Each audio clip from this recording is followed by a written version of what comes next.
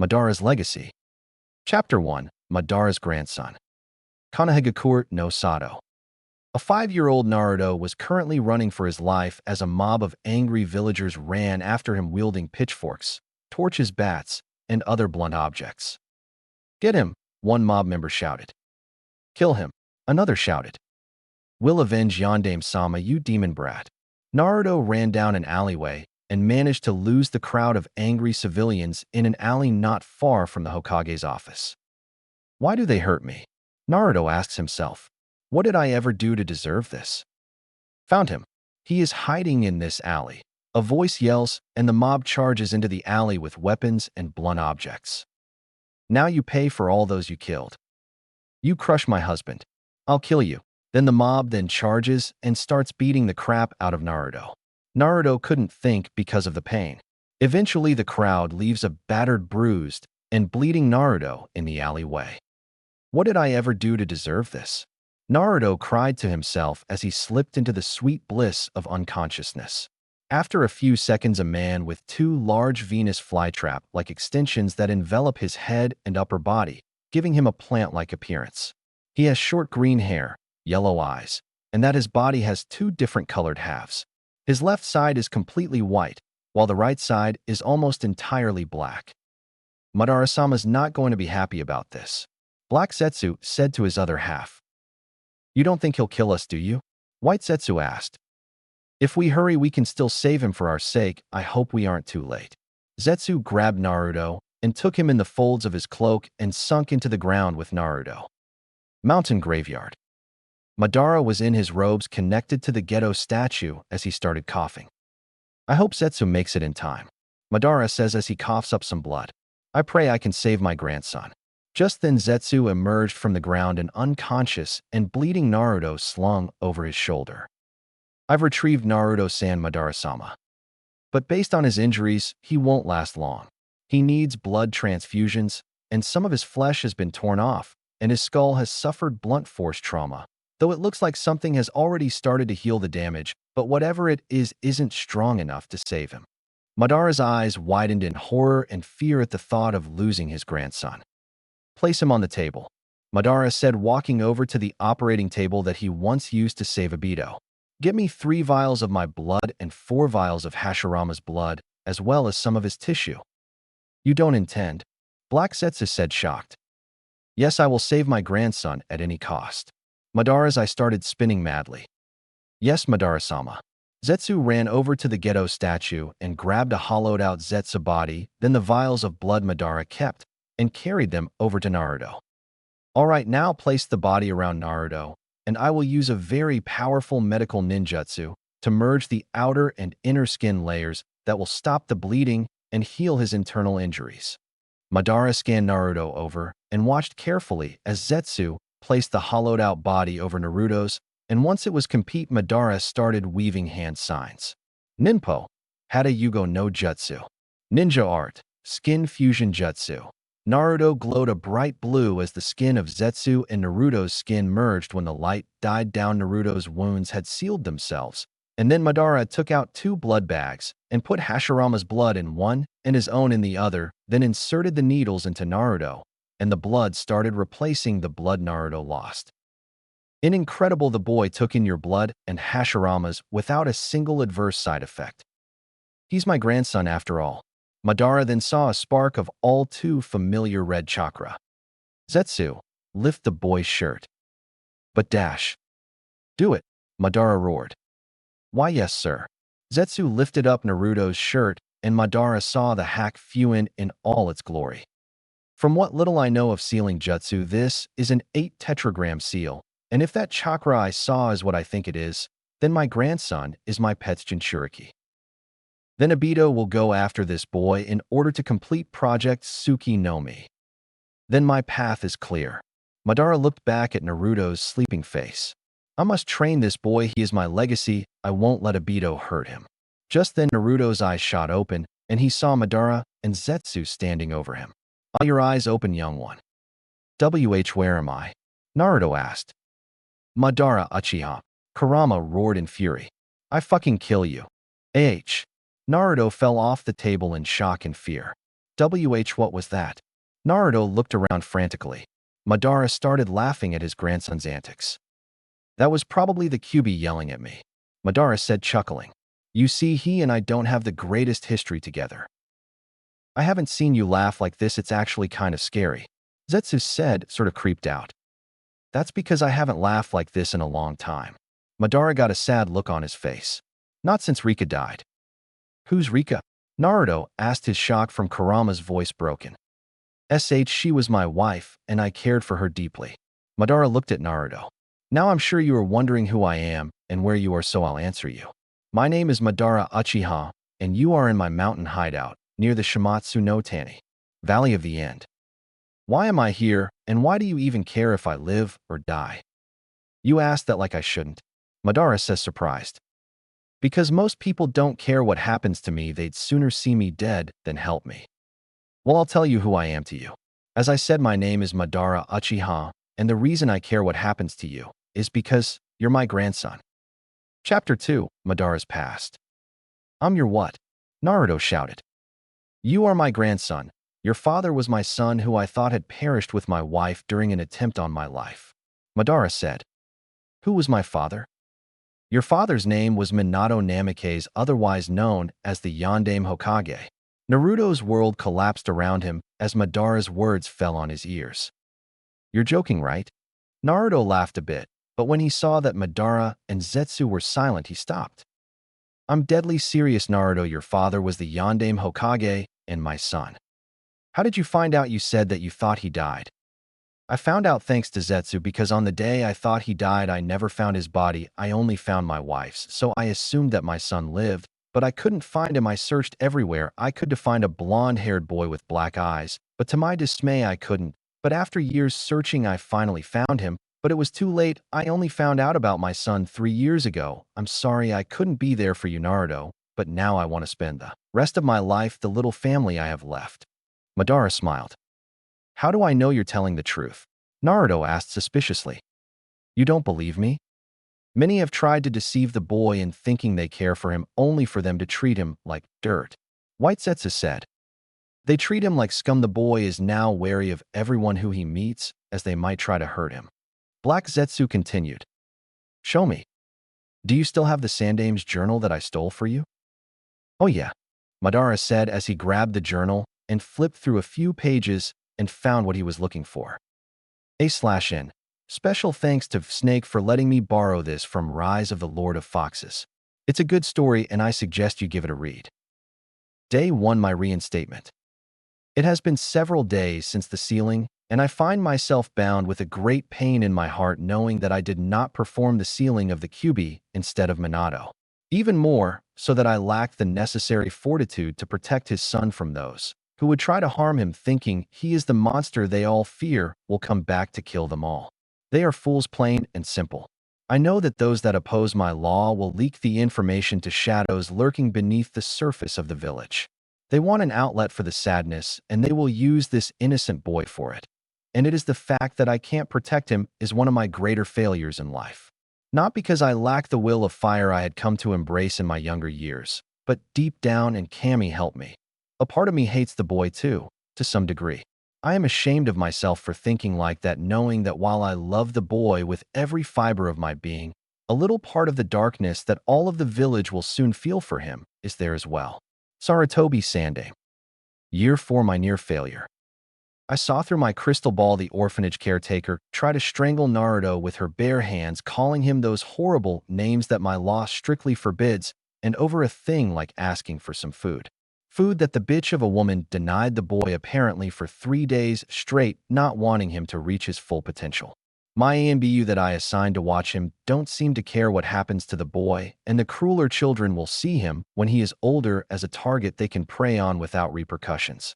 Had not for intervention of a female chunin named Kurenai, who wanted to play with the children there that day, I would have failed to protect the boy. I punished that bitch of a caretaker accordingly and execute her for her crimes before the council could try to overrule my decision. However, word gets out, and the possibility of Naruto surviving are sliming further, as no one wants to help the boy out of fear of being labeled a demon lover, as one newly demoted Jounin to Genin called the boy. I nearly fail Minato and Kushina, but I will make amends for it now and show those old fools why I am called the Kami no Shinobi. Sarutobi Sande. Madara glowered in rage as he read every paragraph at every word that dictated his grandson's horrible life. This doesn't even scratch the surface of Naruto's suffering. He's been for 5 long years. He lived on his own, trying to scrounge up enough food to eat a decent meal once every 2 days, and that was if he was lucky. He's been beaten, bruised, poisoned, burned, crucified, stabbed, and all before he could even barely walk. And don't get me started on the hospital. He have been there more times than most people will be in their lifetime. And the care he received there was abysmal. And that's putting it kindly. If not for the fox, he would be dead. All because the fucking villagers can't tell the difference between a kunai and the scroll it's sealed in. Madara's look of rage contorted into a look of loathing and fury. How dare they? Madara unleashed a huge torrent of Ki. Naruto fainted, and Zetsu was having trouble breathing. MMOSSSSSS Summa SSSSSSSS Stop Killing Zetsu choked out, and Madara stopped his Ki, and after a few minutes Naruto woke up. What was that? Naruto asked. I'm sorry, Naruto-kun, but they've hurt you, and I just got so angry I unleashed my full Ki. Can you forgive me? That was awesome. Naruto shouted excitedly. You gotta show me how to do that, Madara Gigi. He's so like Eureka. Rest in peace, my love. Madara thought as he watched his grandson going on and on about how cool his Gigi was. All right, Naruto, settle down. Madara grew a tick mark when Naruto kept bouncing. Settle down. Madara roared, unleashed a tiny fraction of Ki to shut Naruto up. All right, now that I have you attention, it's time for me to begin your training under me. Before we begin, there is something I need to tell you. What is that, Madara Gigi? By the time that this exercise program is complete, you will hate me, you will wish me dead, but in the end there is one thing you can't argue with. What is that? The results. When I'm done with your training, you will be the most powerful shinobi of your age group. All right, Gigi, what do I need to do to get started?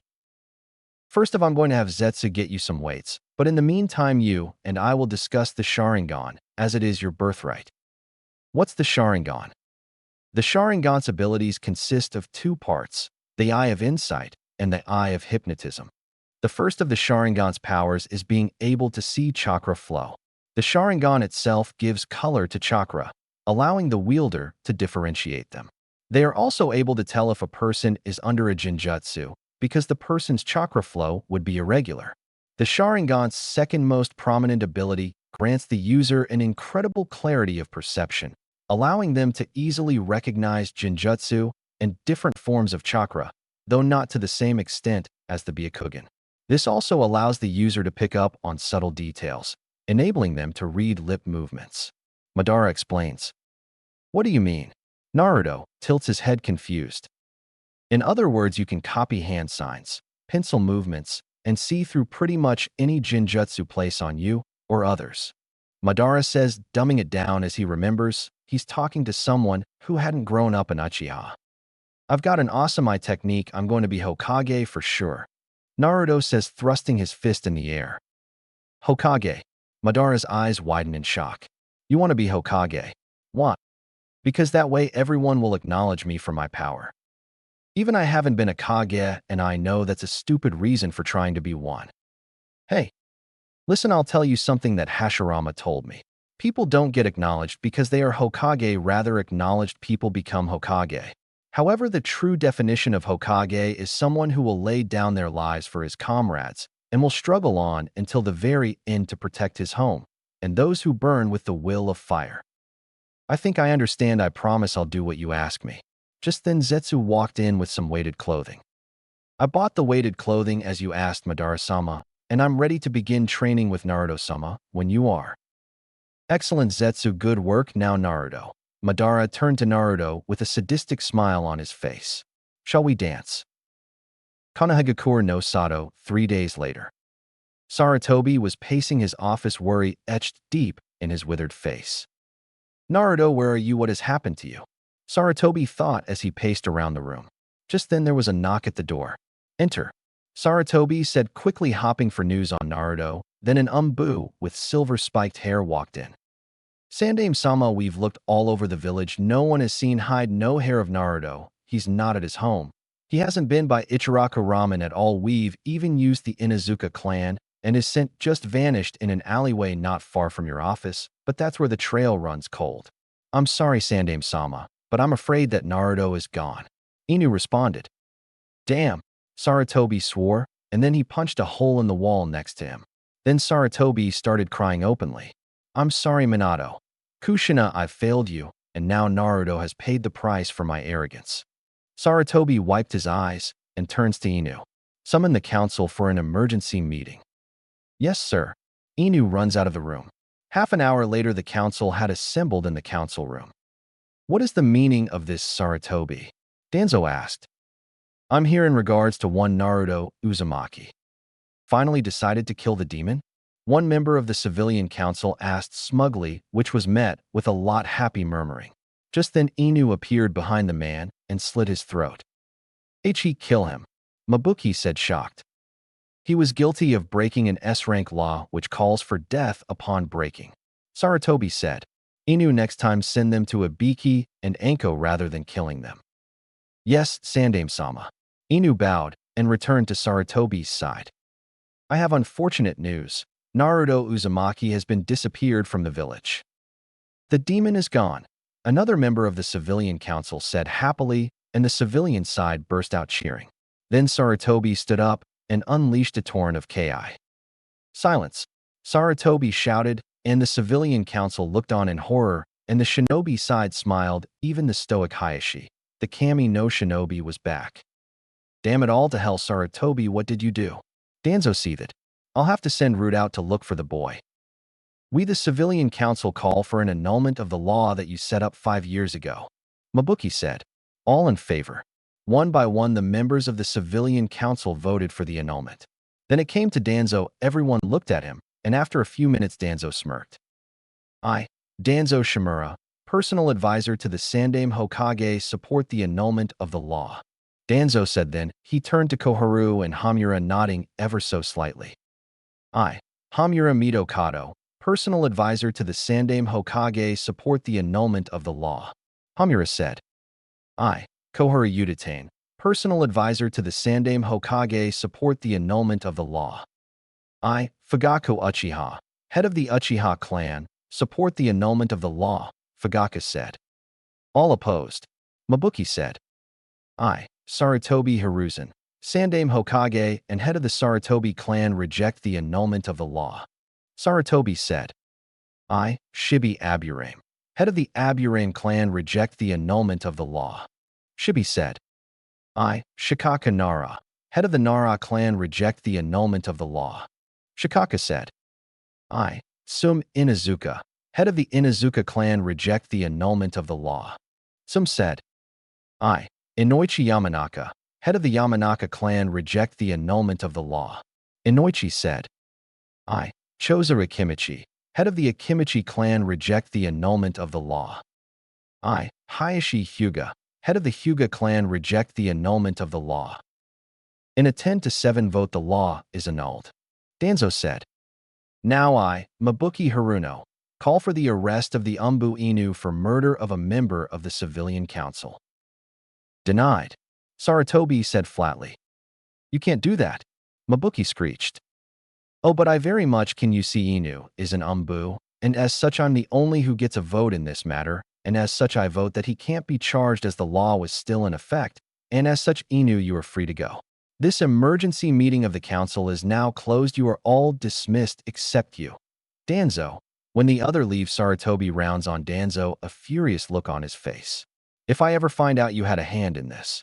Sarutobi let the threat hang in the air as he walked out. Chapter 3. Rise of Naruto Uchiha. Time skip 7 years later. Naruto's hair had grown out and went down the length of his spine, and he had unlocked his Sharingan at age 7 and unlocked the second Tomo a month later, and at 8 he unlocked the 3 Tomo. Naruto stood at impressive 5 foot 2 inches, and he had mastered several jutsu that Madara and Zetsu taught him. Madara was standing before Naruto, who was doing a set of push-up, while Zetsu sat on his back. Come on, Naruto, only 50 more, Madara said sadistically. Naruto was sweating as he had already done 450 of them. That's what you said F5 minutes ago. Naruto huffed out. Well, if you'd stop complaining, you'd be done by now. Madara countered. Fine. Naruto went back to what he was doing. You want some of my chakra to heal your limbs? Kurama asked. No thanks, Kurama, I'm good. Naruto responded back. Over the years, Naruto and Kurama developed a deep bond as Biju and Jinchuriki. At first, they were like cats and dogs. Flashback 2 years. Naruto had just finished his morning warm-up, and he looked at his grandfather. What do you want me to do now, Gigi? Naruto asked. We're going to talk to the fox today, and you're going to learn to harness its power. Madara responded. Are you sure, Gigi? Naruto asked, a little frightened. Don't worry, Naruto, your Gigi will protect you. Madara smiled. I might not possess two Sharingan, which brings out the true potential of the eye, but I'm wise and I still have the power to stop the Kyuubi. Madara smiled. Now sit down and focus, then we will venture into your mind, and then we'll talk to it. All right. Naruto sat down and closed his eyes, and when he opened them, he was in a sewer, and Madara was standing next to him. Ready, Naruto? Why, yeah. Naruto and Madara walked forward, and after a few twists and turns, they arrived before a gigantic golden gate with a tag 4 seal over the gates. Come forward, Kyuubi. Madara Uchiha. Kurama roared, clawing at the gates in his fury, and huge gashes appear on the bars. And then Kurama charges up a Bijudama, and he blasts the gates, and then the seal tag rips in half, and then the gates forwards nearly flying of their hinges. Just then a man with blonde spiked hair and a standard Konohanin uniform with 2 bands each on both of his sleeves, a leaf green flak jacket, blue forehead protector, and blue sandals. He also wore a short-sleeved long white haori over his normal attire, decorated by orange flames-like motifs on the edges, with the kanji for 4th Hokage written vertically down the back and closed on the front by a thin, orange rope. Yondiame Hawk. I'll shut you, fluffball. Minato said. Why don't we go somewhere more private? Minato snapped his fingers, and the Kurama's cage disappeared, and they were in a gold environment. Then Minato looked and saw Madara and Naruto. Which one of you, Naruto? That would be the boy. Madara says, fighting back tears at seeing his son. But how the seal shouldn't have broken that easily? It's because of me. I enraged the fluffball over there so much that he tried to obliterate the seal just to kill me. And who are you? Madara Uchiha. Minato's eyes widened in shock. Impossible, he died fighting Hashirama-sama. Never mention that shinobi's name in front of me ever again. He's telling the truth, Dad, Naruto said. Minato snapped his attention towards Naruto. How? Minato asked. Gigi told me. Naruto looks at Madara. Don't you have something to say, Gigi? Minato looks between the two, obviously confused. Minato Namikaze, I know this won't be easy for you to hear, but I'm your father, Madara said, and Minato's eyes widened in shock. How? Don't you remember me? Your mother? Anything? I remember a woman with blonde hair and a man, and beyond that everything is fuzzy. Maybe you'll remember this. Madara inhaled and then said in a sweet voice. Bamboo leaves are rustling, swaying close to the roof's edge. Oh, how the stars are twinkling, twinkling. Gold and silver grains of sand. 5 wishes. I have written. The stars are twinkling and watching from the sky. As Madara sang the song, Minato's eyes started tearing up as the memories came flooding back. That song. Minato's eyes tear up even more. My mother sung that song to me every night before I'd go to bed, but one day I woke up not in my home, but in an orphanage. Do you know what happened to my mother? This won't be easy to hear, but she died protected you from Amigakure shinobi, who were after me. You were so young then. However, you saw me all the time. There's now a way you shouldn't recognize me. Hang on. Madara makes hand signs. Hinge no jutsu. Madara took the form of his younger self, armor and all. Father. Minato grabbed his head in pain. Minato. Madara dashed over and saw a seal on Minato's neck. This is a memory alteration seal, but there is a second seal, a Kekkai Genkai seal. Now I get it, your memories and Kekkai Genkai were sealed by someone in Konoha. Release. Madara channeled the Geto statue's chakra though the seal and shattered it. Minato's eyes glazed over, and when they cleared, Minato hugged Madara. "To-san." Minato started crying. "Minato." Madara started crying too, but then Minato started flickering. "My chakra is fading. I'll rebuild the seal one last time. And To-san, take good care of Naruto. This is my last request of you." Minato smiled, then placed his hand on Naruto's stomach and twisted his hand, and the seal was repaired. "Goodbye, Naruto, To-san." And with that, Minato faded. In flashback, Madara had secluded himself for a couple of days afterward, and Kurama never stopped trying to break the seal, but about a year of Naruto, trying to really get to Kurama's heart, and every time Kurama would just glare and growl, but eventually Kurama looked into Naruto's heart and only found a small sliver of darkness, and when Kurama looked at it, he saw, to his shock, that the darkness didn't have anything to do with using his Sharingan or even the Mokuton that had developed when Naruto got the Zetsu cells fused with his own. Over the time, Kurama examined Naruto's chakra and felt a rush of calm flow over his dark heart, and Kurama watched as Naruto worked for his power with his blood, sweat, and tears. Kurama watched as Naruto's heart never succumbed to the inner darkness, and then he remembered Hagoromo's last words. "I don't have long anymore. Shikaku, Matatabi, Isabu, Son Goku, Kokuo, Saiken, Komiai, Gyuki, Kurama, even though you have been separated, you shall always be together. Until eventually that time shall come when you will become one. You each carry a name, and with a different shape than you had up to now, you will be shown a righteous path, different from the time you spent inside of me. I hope you learn what true power is before that time. Maybe I underestimated you, Naruto Uchiha, and maybe I misjudged you. Madara, you never once abandoned your family. You loved them. To a kitsune such as myself, abandoning one's family is the worst crime." Naruto kept working on his push-up, and when he finished, Zetsu got off his back. Naruto hopped to his feet and looked at Madara. "Well done, Naruto. Your training under me is done, but now I want to tell you about Project Tsukinomi." Project Tsukinomi? This world is full of things that don't go as you wish. The longer you live, the more you realize reality is just made of pain, suffering, and emptiness. Listen, in this world, whenever there is light, there are also shadows. As long as the concept of winners exists, there must also be losers. The selfish desire of wanting to maintain peace causes wars, and hatred is born to protect love. I found a way to end that hatred. I wanted to create a world of love, a world of winners, a world of peace. I wanted to capture the 9 Biju and recreate the Jubi and use the Mugen Tsukuyomi to create this world, but now I want nothing more than to that project to fail. I won't hurt my grandson at all. You are precious to me. So my grandson, go on and avenge my son, your father, kill Obito Uchiha, and Project Tsukinomi dies with him. Madara smiles. Now get some sleep, Naruto, it's late. Hi, Gigi. Naruto ran off towards his room, but Madara stayed there and looked at Zetsu with a somber look on his face. You know what to do, Zetsu. Fetch my original eyes. It's time I do what I must to give my grandson my final gift. Yes, Madara-sama.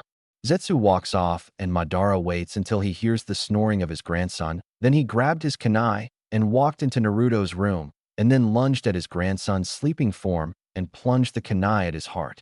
Acting on instinct, Naruto dodged the kunai and disarmed his attack, and then stabbed Madara in the heart. When the light from the other room hit Madara's face, Naruto saw who his attacker was. And no, Naruto started crying. Gigi, why? What have I done? Naruto, forgive me. Madara choked out and drew his last breath. Ji. Naruto's Sharingan activated and then started spinning, forming a four-blade windmill shuriken, and the blades were curved and they looked like shark fins. Just then Zetsu walked in and saw Madara's dead body.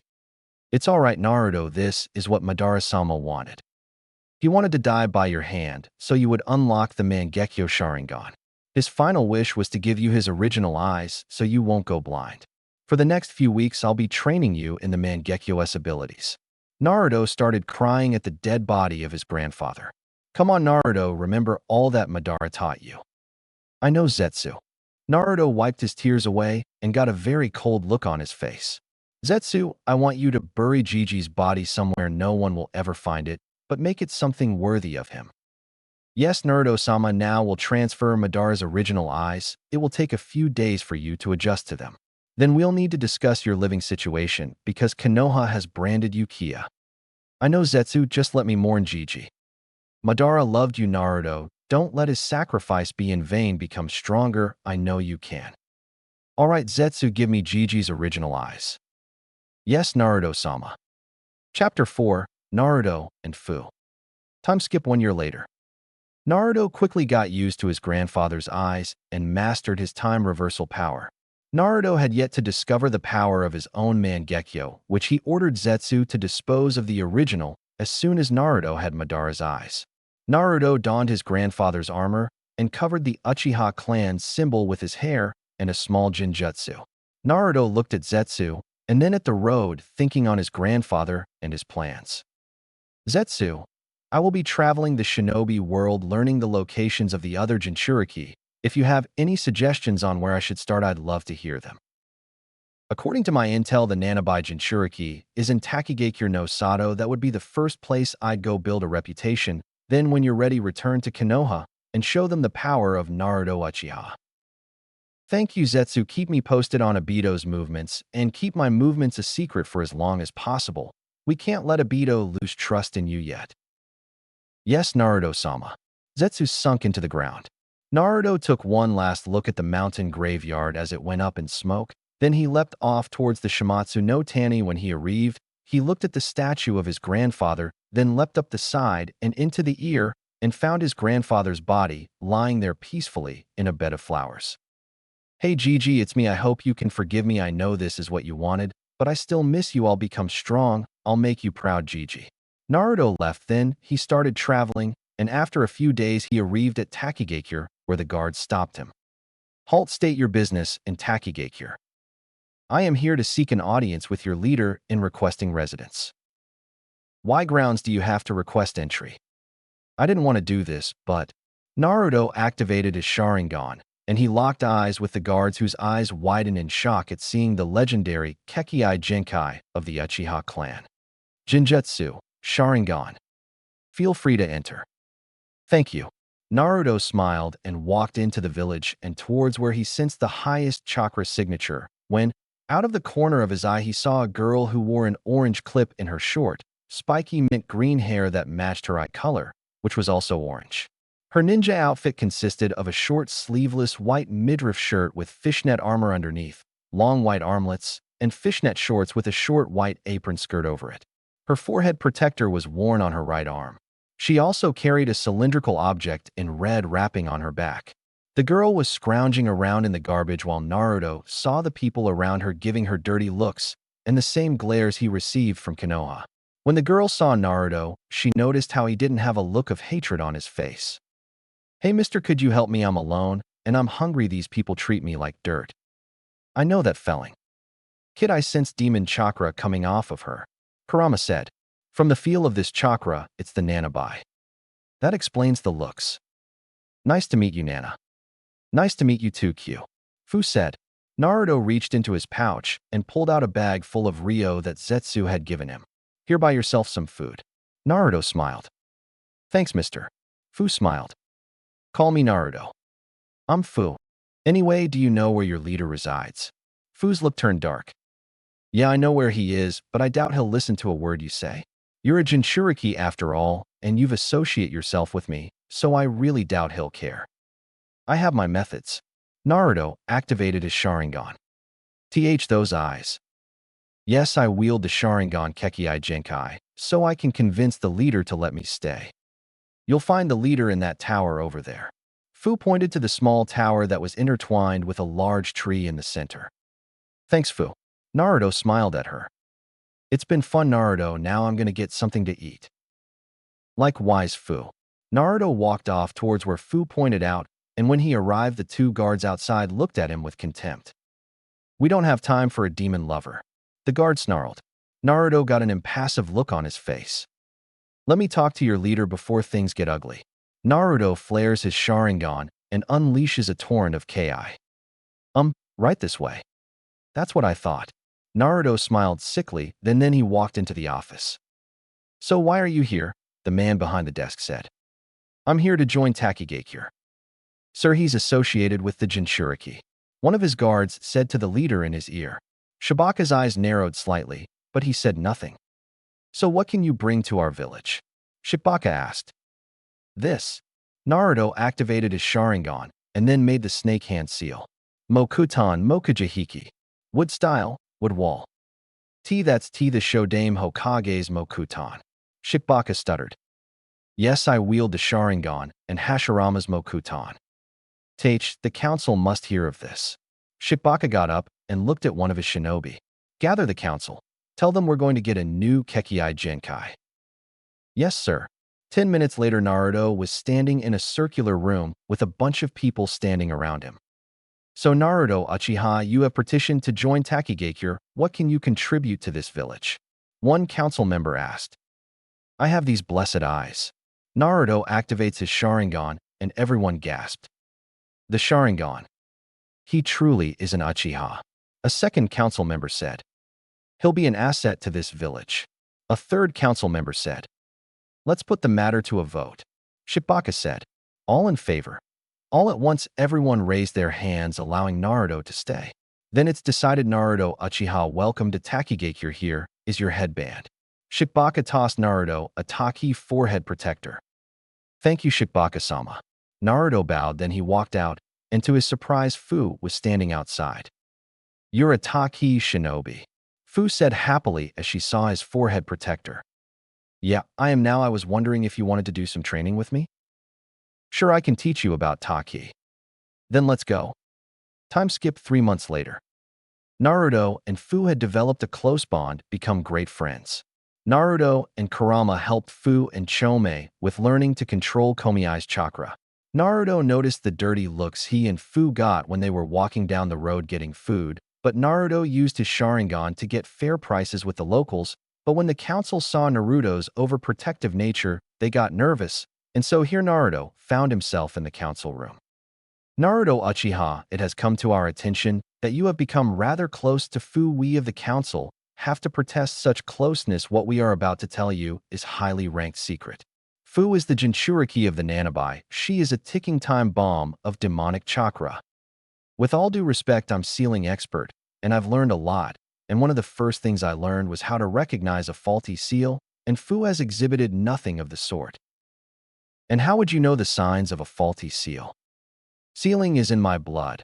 My mother was an Uzumaki, and my grandfather took me to the ruins of Yuzushogakure. It was on my 8th birthday, my grandfather and I went to Yuzushogakure, and there I found an ancient archive of Fuinjutsu that only one of Uzumaki blood could unlock. And then I took my family's records and techniques and spent 3 years learning Fuinjutsu. And 3 years is a long time, especially if I used Kage Bunshin's shadow clones to speed up the training. So in really, I took 40 years of Fuinjutsu experience and compressed it into only 3 years. How could you have so much chakra, let alone know a B-ranked Kenjutsu of Konoha? We Uzumaki have a certain curse. We are cursed with abnormally high chakra levels. And as for me knowing a B-rank Kenjutsu of Konoha, most other nations know that jutsu, so my Jiji knew it, and he taught it to me. Well, regardless of your knowledge of seals, the council has voted to banish you from the village, as Fu can't afford to have any distractions. She is our Jinchuriki. She is this village's muscle. Fine, if you want to lose the Sharingan, it's not my problem. You have until morning to be gone, or we will kill you. Okay, bye. Naruto took off the forehead protector and tossed it back to Shibaka. It's been fun. Naruto walked out, and then walked to where the house where he slept, and he packed his things, and when he walked out he saw Fu standing there. Hey Naruto. Fu smiled, then she saw his backpack and the apartment he had emptied out of his possessions. Hey Fu. You going somewhere? The village has kicked me out, so I'm going to travel the shinobi world, gather allies, and see if I can one day return to my original home. I'm going with you. But Fu. No buts, I'm going with you. If you leave, the villagers will just hurt me worse than before. Besides, there is nothing for me here.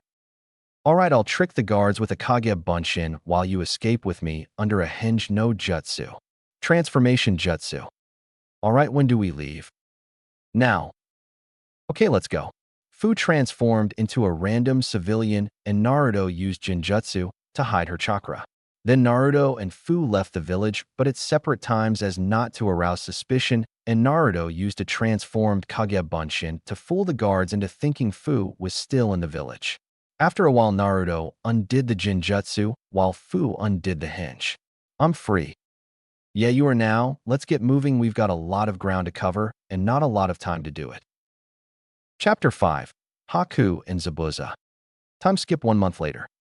Naruto and Fu were traveling somewhere near Nami no Kuni when suddenly a huge mist rolled in. Naruto activated his Sharingan and stared around and saw.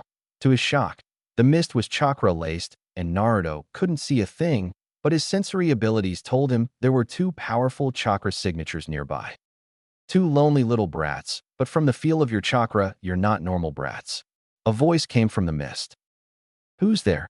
Fu asked, slightly scared as a torrent of Ki was unleashed upon the 2 of them. What gall you have asking me who I am when I'm about to kill you? The voice responded. If you hand over your supplies and money, I'll let you live. Naruto drew his gun by. Well, do you wish to dance?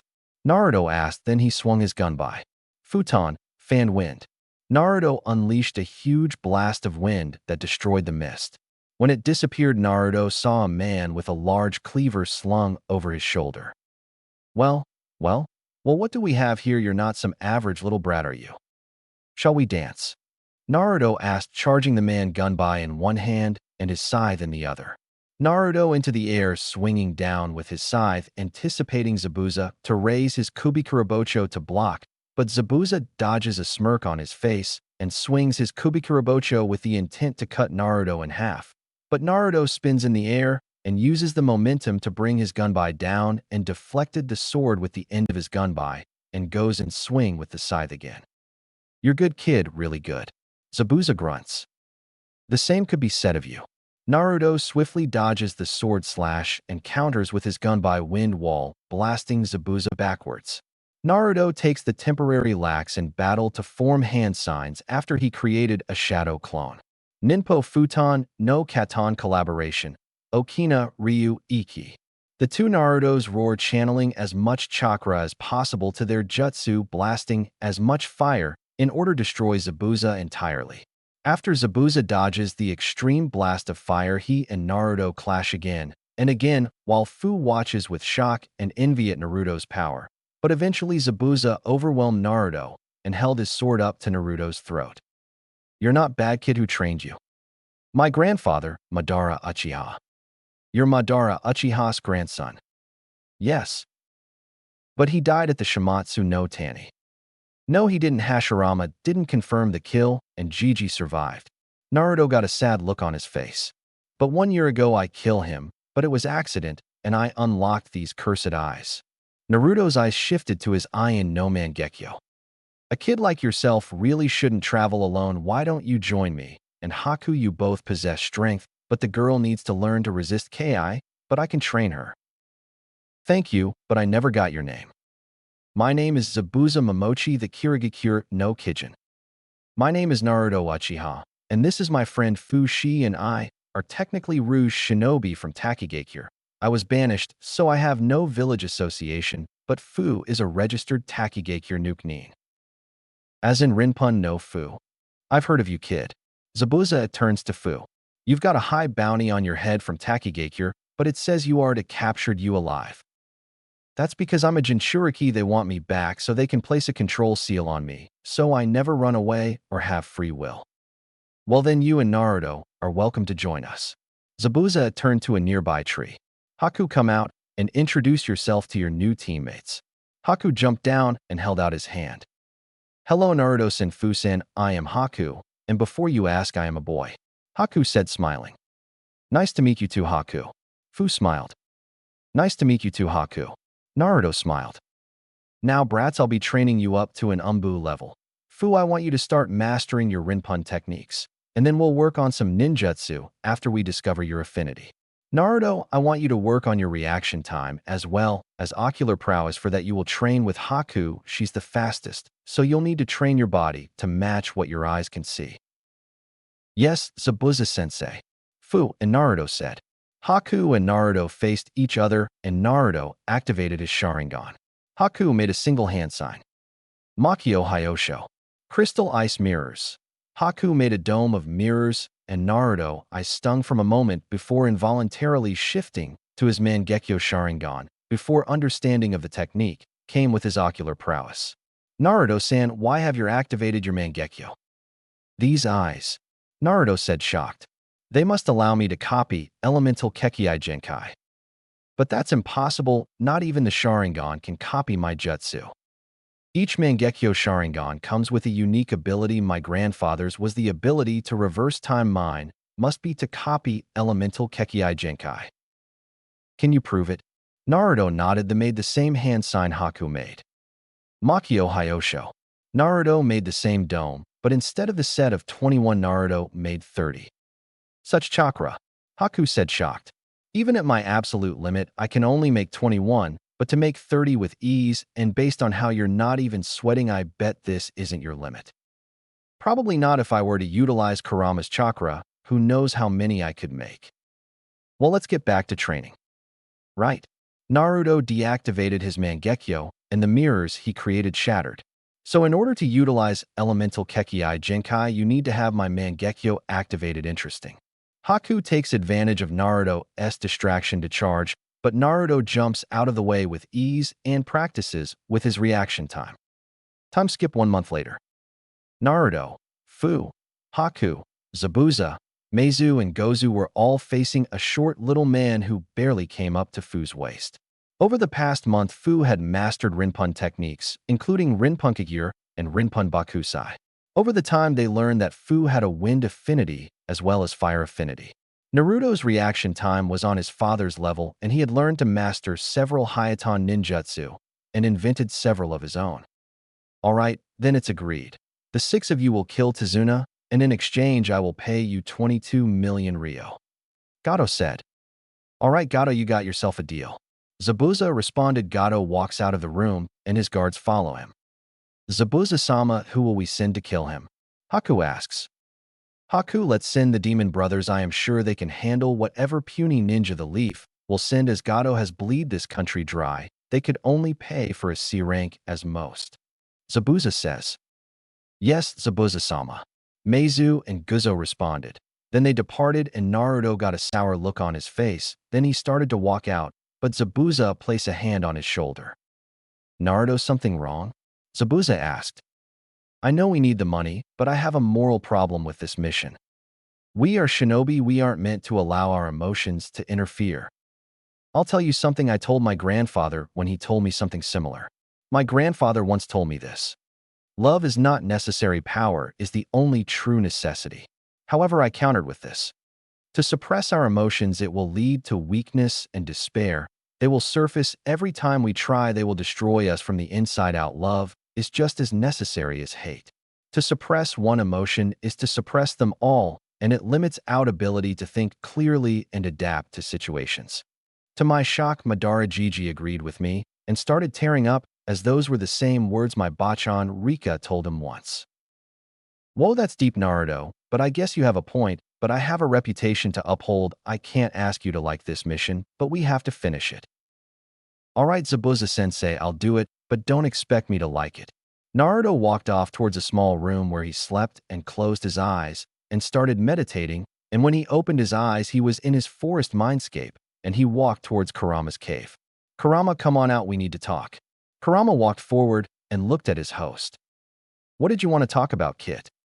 I need to train with your chakra, but to do that properly, I would need the key to your seal. Any idea where I can get that? The last thing I saw before I was sealed was a toad by the name of Give me a minute. Kurama thought for a minute, then his eyes snapped open. Giratora, that was the name, and according to what I remember from Kushina's memories, the holder of the toad contract is Jiraiya of the Sannin. Contacting him will be difficult. Any suggestions? Well, the best way, and certainly the easiest, would be to venture to Konoha and ask the Sandaime to contact him for you. But as you and Konoha don't have the greatest history, that's not a great option. Another way would be to do something that would require Jiraiya to use his spy network to locate you and track you. For that, I suggest you attack some shinobi of Konoha and let them live, but tell them your name, which will force them to report that to Sarutobi, and that will get Jiraiya looking for you. Thanks, Kurama. I think that second option will be easier, As even the Oni Kyodai fail, the Konoha shinobi will be on high alert, and that's when Zabuza-sensei and I make our move. You're clever, kid. I like that about you. Kurama smiled. See ya, Kurama. And then Naruto faded from his mind, and when he opened his eyes, he saw Fu sitting on her bed, Komi's chakra swirling around her like a whirlwind of energy. As Naruto watched as the first tail sprouted, and a few seconds later the second tail, and another few seconds the third, then fourth, but as the fifth tail emerged, Fu's skin started to turn red as she started losing control. Oh boy. Naruto started weaving hand signs. Mokutan, Mokuryu no Jutsu. Wooden Dragon Jutsu. Naruto held out his hand, and the wooden dragon shot from it, and wrapped around Fu, suppressing the chakra, while simultaneously absorbing it form a small orchid of trees. Thanks, Naruto. Fu huffed out. No problem, next time let me know when you start training with Komi's chakra. Gotcha. Time skip 3 days later. Failed. What do you mean they failed? Gato shouted at Zabuza. Stop whining. This time I will go personally, and this sword will be the last thing he sees. Zabuza says as he swings his sword and holds just in front of Gato's throat. You sure about that? Apparently the old man hired some protection, and they have several high-ranking ninja with him. Since your first attempt failed, they will be watching. It will take someone with very advanced skills. Who do you think you're dealing with?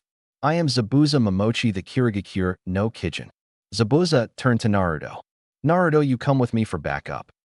Yes, sensei. Naruto said. Then he ran back into his room and grabbed his gun by, and the scythe Naruto, then shouldered them and followed Zabuza out of the room, and they leaped through the trees, and Zabuza started motioning to Naruto, who nodded and took his position and suppressed his chakra. Just then a boy with the Inuzuka tattoos on his face threw a kunai Zabuza, but he substituted with the snow rabbit they carried with them. Kibabaka, the pink-haired girl shouted. Stop playing with kunai, you nearly killed the poor rabbit. I swear there was someone there, Sakura. Kiba said. Kiba was right, Sakura, and if you used your brain for 5 seconds you'd realize that this rabbit was raised indoors away from the light, meaning its only purpose was for a kawarimi. A girl with a beige jacket and lavender eyes. Oh, shut up, Hinata. Sakura responded. Hinata. Naruto thought. Where have I heard that name before? Naruto had a contemplating look on his face. That's it. Naruto remembered the little girl who he rescued from Bully's back when he was 4. Flashback 9 years ago. Naruto was walking down the road not too far from a nearby section of the forest that encompassed part of Konoha, hands in his pockets, when he hears a noise quite a few feet away. Naruto runs towards the noise and sees a few bullies picking on a girl with short blue hair and pale eyes. So pathetic, as if you could ever be a true Hyuga. Leave me alone. The girl responds. Please leave me alone. One of them mocks, please don't hurt me. If you were truly a Hyuga, you would make us stop. They all start laughing at the girl when Naruto steps out of the wall behind them. Back off, Naruto snarls. And who are you to defend this pansy of a Hyuga? The first one says. Wait, I know that guy, a second one said. He's that brat my parents told me to stay away from. Oh, you mean that brat who keeps going on about being Hokage? The same. Of this ought to be good, let's teach him a lesson. Naruto started weaving hand signs. Those hand signs. Bunshin no Jutsu. Naruto roared out, but as usual Naruto fucked it up and created a crap clone. What a joke, the first kid said, laughing. Let's beat the crap out of him, the second kid said.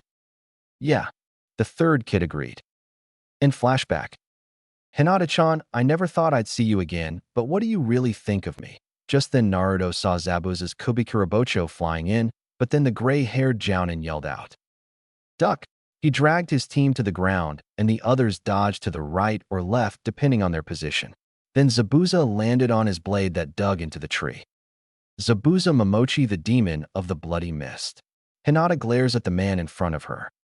Also, a lonely Jinnin knows my name. Zabuza says, bowing. I see that my illustrious reputation precedes me. A/N. Yes, I got that from Dragon Ball Z, Fusion Reborn, which I don't own either. Well, when you slaughter your entire graduating class, and then try to assassinate I believe it was the 4th Mizukage that tends to get your name in the bingo book of every ninja village across the world. Hinata said with a pause, recalling the Mizukage aspect pertaining to Zabuza.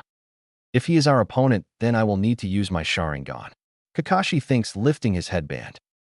Kakashi of the Sharingan, am I right? Zabuza asks, then he notices Kurenai. And Kurenai Yuhi Konoha's Jinjutsu Shujin.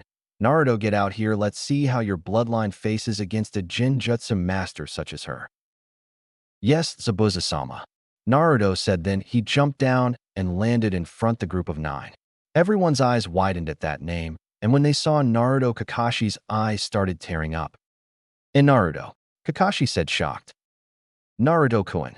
Hinata, though, shocked as she saw her crush again. He looks different, he's calmer, more powerful than before. Hinata activated her Byakugan and examined his chakra levels. Everyone be careful, he's got unbelievable chakra, he's at tailed beast's levels. What? Sasuke and the others looked shocked. Naruto opened his closed eyes as he put his emotions aside, like his grandfather taught him, and activated his Sharingan. When Sasuke saw it, his fear turned to fury. How dare you? Sasuke charged Naruto. Sasuke, don't charge in alone. Kakashi shouted, but Sasuke didn't listen, and Naruto dodged Sasuke's enraged punches with ease. Why can't I hit him? Sasuke threw punch and kicks, but Naruto dodged them with a bored expression on his face. Enough. Naruto scoffed, and he disappeared from Sasuke's sight in a burst of speed. Then he dropped under Sasuke's guard and slammed his fist right into Sasuke's gut. Then he flipped over Sasuke and kicked him in the back, sending Sasuke flying into a tree. When he made contact, Sasuke collapsed into unconsciousness. Sasuke kun. Sakura shouted and ran to her love. You're dead. Sakura rushed Naruto, but Naruto dodged her strikes with no effort. Then Naruto grabbed his gunbai and swung it. Die. When Naruto swung the gunbai, 3 tornadoes of fire, but because of Sakura's closeness to the gunbai, she was blasted by all 3 tornadoes. Sakura was sent flying, and she landed into the water, her clothes singed, and her skin was suffering from 3rd-degree burns. Naruto, you jerk, I'll fucking kill you. You ruined my hair and clothes. You are pathetic. Naruto stuck his gunbai point into the ground. Zabuza-sama, do I have permission to kill whoever gets in my way? I'm a little busy. Zabuza responded as he was fighting Kakashi on the surface of the water sword against Kunai. But go ahead. Yes, Zabuza-sama. Naruto rushed in at blinding speeds towards Kurenai, who just finished her last hand sign. Megan, Narukumi no Jutsu. The leaves swirled around Naruto, who looked on board when he saw his grandfather on the ground, a kunai in his chest. Naruto, forgive me. Madara choked out. Kit, Kurama said, gaining his host's attention. I know, Kurama. Naruto flared his chakra and unleashed a torrent of Ki that floored even Zabuza. How dare you? Naruto roared, and he started weaving hand signs. Katan, Goka Mekyaku. Fire style, great fire annihilation. Naruto unleashed a gigantic breath of flame towards his foes, obliterating anything and everything in its path. Hinata struggled to her feet, fighting off the Ki with thoughts of protecting her comrades. Shugo, hack, Rokuguynsshou. 8 trigrams, 64 palms guard. Hinata unleashed a huge torrent of chakra as the sphere of chakra tore thought the torrent of fire protecting her teammates. However, Kurenai started running for her life. Bitch! Naruto roared, and he activated his Iron no Mangekyo. Susanoo. Naruto started channeling chakra into the Susanoo's palm. Yatsaka Magatama. Naruto threw the attack, but with her swift reflexives, Kurenai dodged the attack, which rocket past her and destroyed a large section of the forest when it exploded. Naruto, stop this! Hinata shouted, gaining his attention, and he rounded on her his wrath and his chakra on an ungodly level. She dares to show me the greatest regret in my life. Getsuga, Fong over Fong. Kiba's voice roared out, and 2 swirling spirals rocketed toward Naruto, but his Susanoo blocked the attack, and Naruto grabbed Kiba and the transformed Akamaru. Just as Naruto is about to crush them, a blast of water captures Naruto's attention, and he sees Zabuza in danger, so Naruto drops his Susanoo and dashed at full speed and took the attack that Kakashi thrust with his kunai, but Naruto smiled and gripped Kakashi's arm. Dai Hataki. Naruto started weaving hand signs when suddenly three Senbon him and Zabuza in the neck, knocking them out. I thank you for your assistance in taking them down. I've been waiting for days for them to drop their guard, Haku said behind his hunter mask. You're a hunter ninja, aren't you? Kakashi said. Yes, I am now. I must go. These two are going to the collection office. Haku grabbed Naruto and Zabuza, then shunshined away. Well, this has been an interesting experience, Hinata said. Then she saw Kakashi collapse. Tazuna-san, how far is to your house? Kurenai asked. About a mile, Tazuna responded. Then we'll be there in about an hour if we push ourselves, but we can't travel too fast because we have 3 injured shinobi. One of them is suffering from major burns, another who knows what, and Kakashi is suffering from chakra exhaustion. Kurenai picked up Sasuke while Kiba and Akamaru picked up Sakura and Kakashi, and they started the long trek back to Zuna's house with Haku and the others. One day later, Naruto woke up and saw Haku standing over Zabuza. Damn it, Haku, what the hell was that for? Naruto asked as he got to his feet. I'm sorry, but if you had lost control, Zabuza-sama might have been hurt, Haku responded.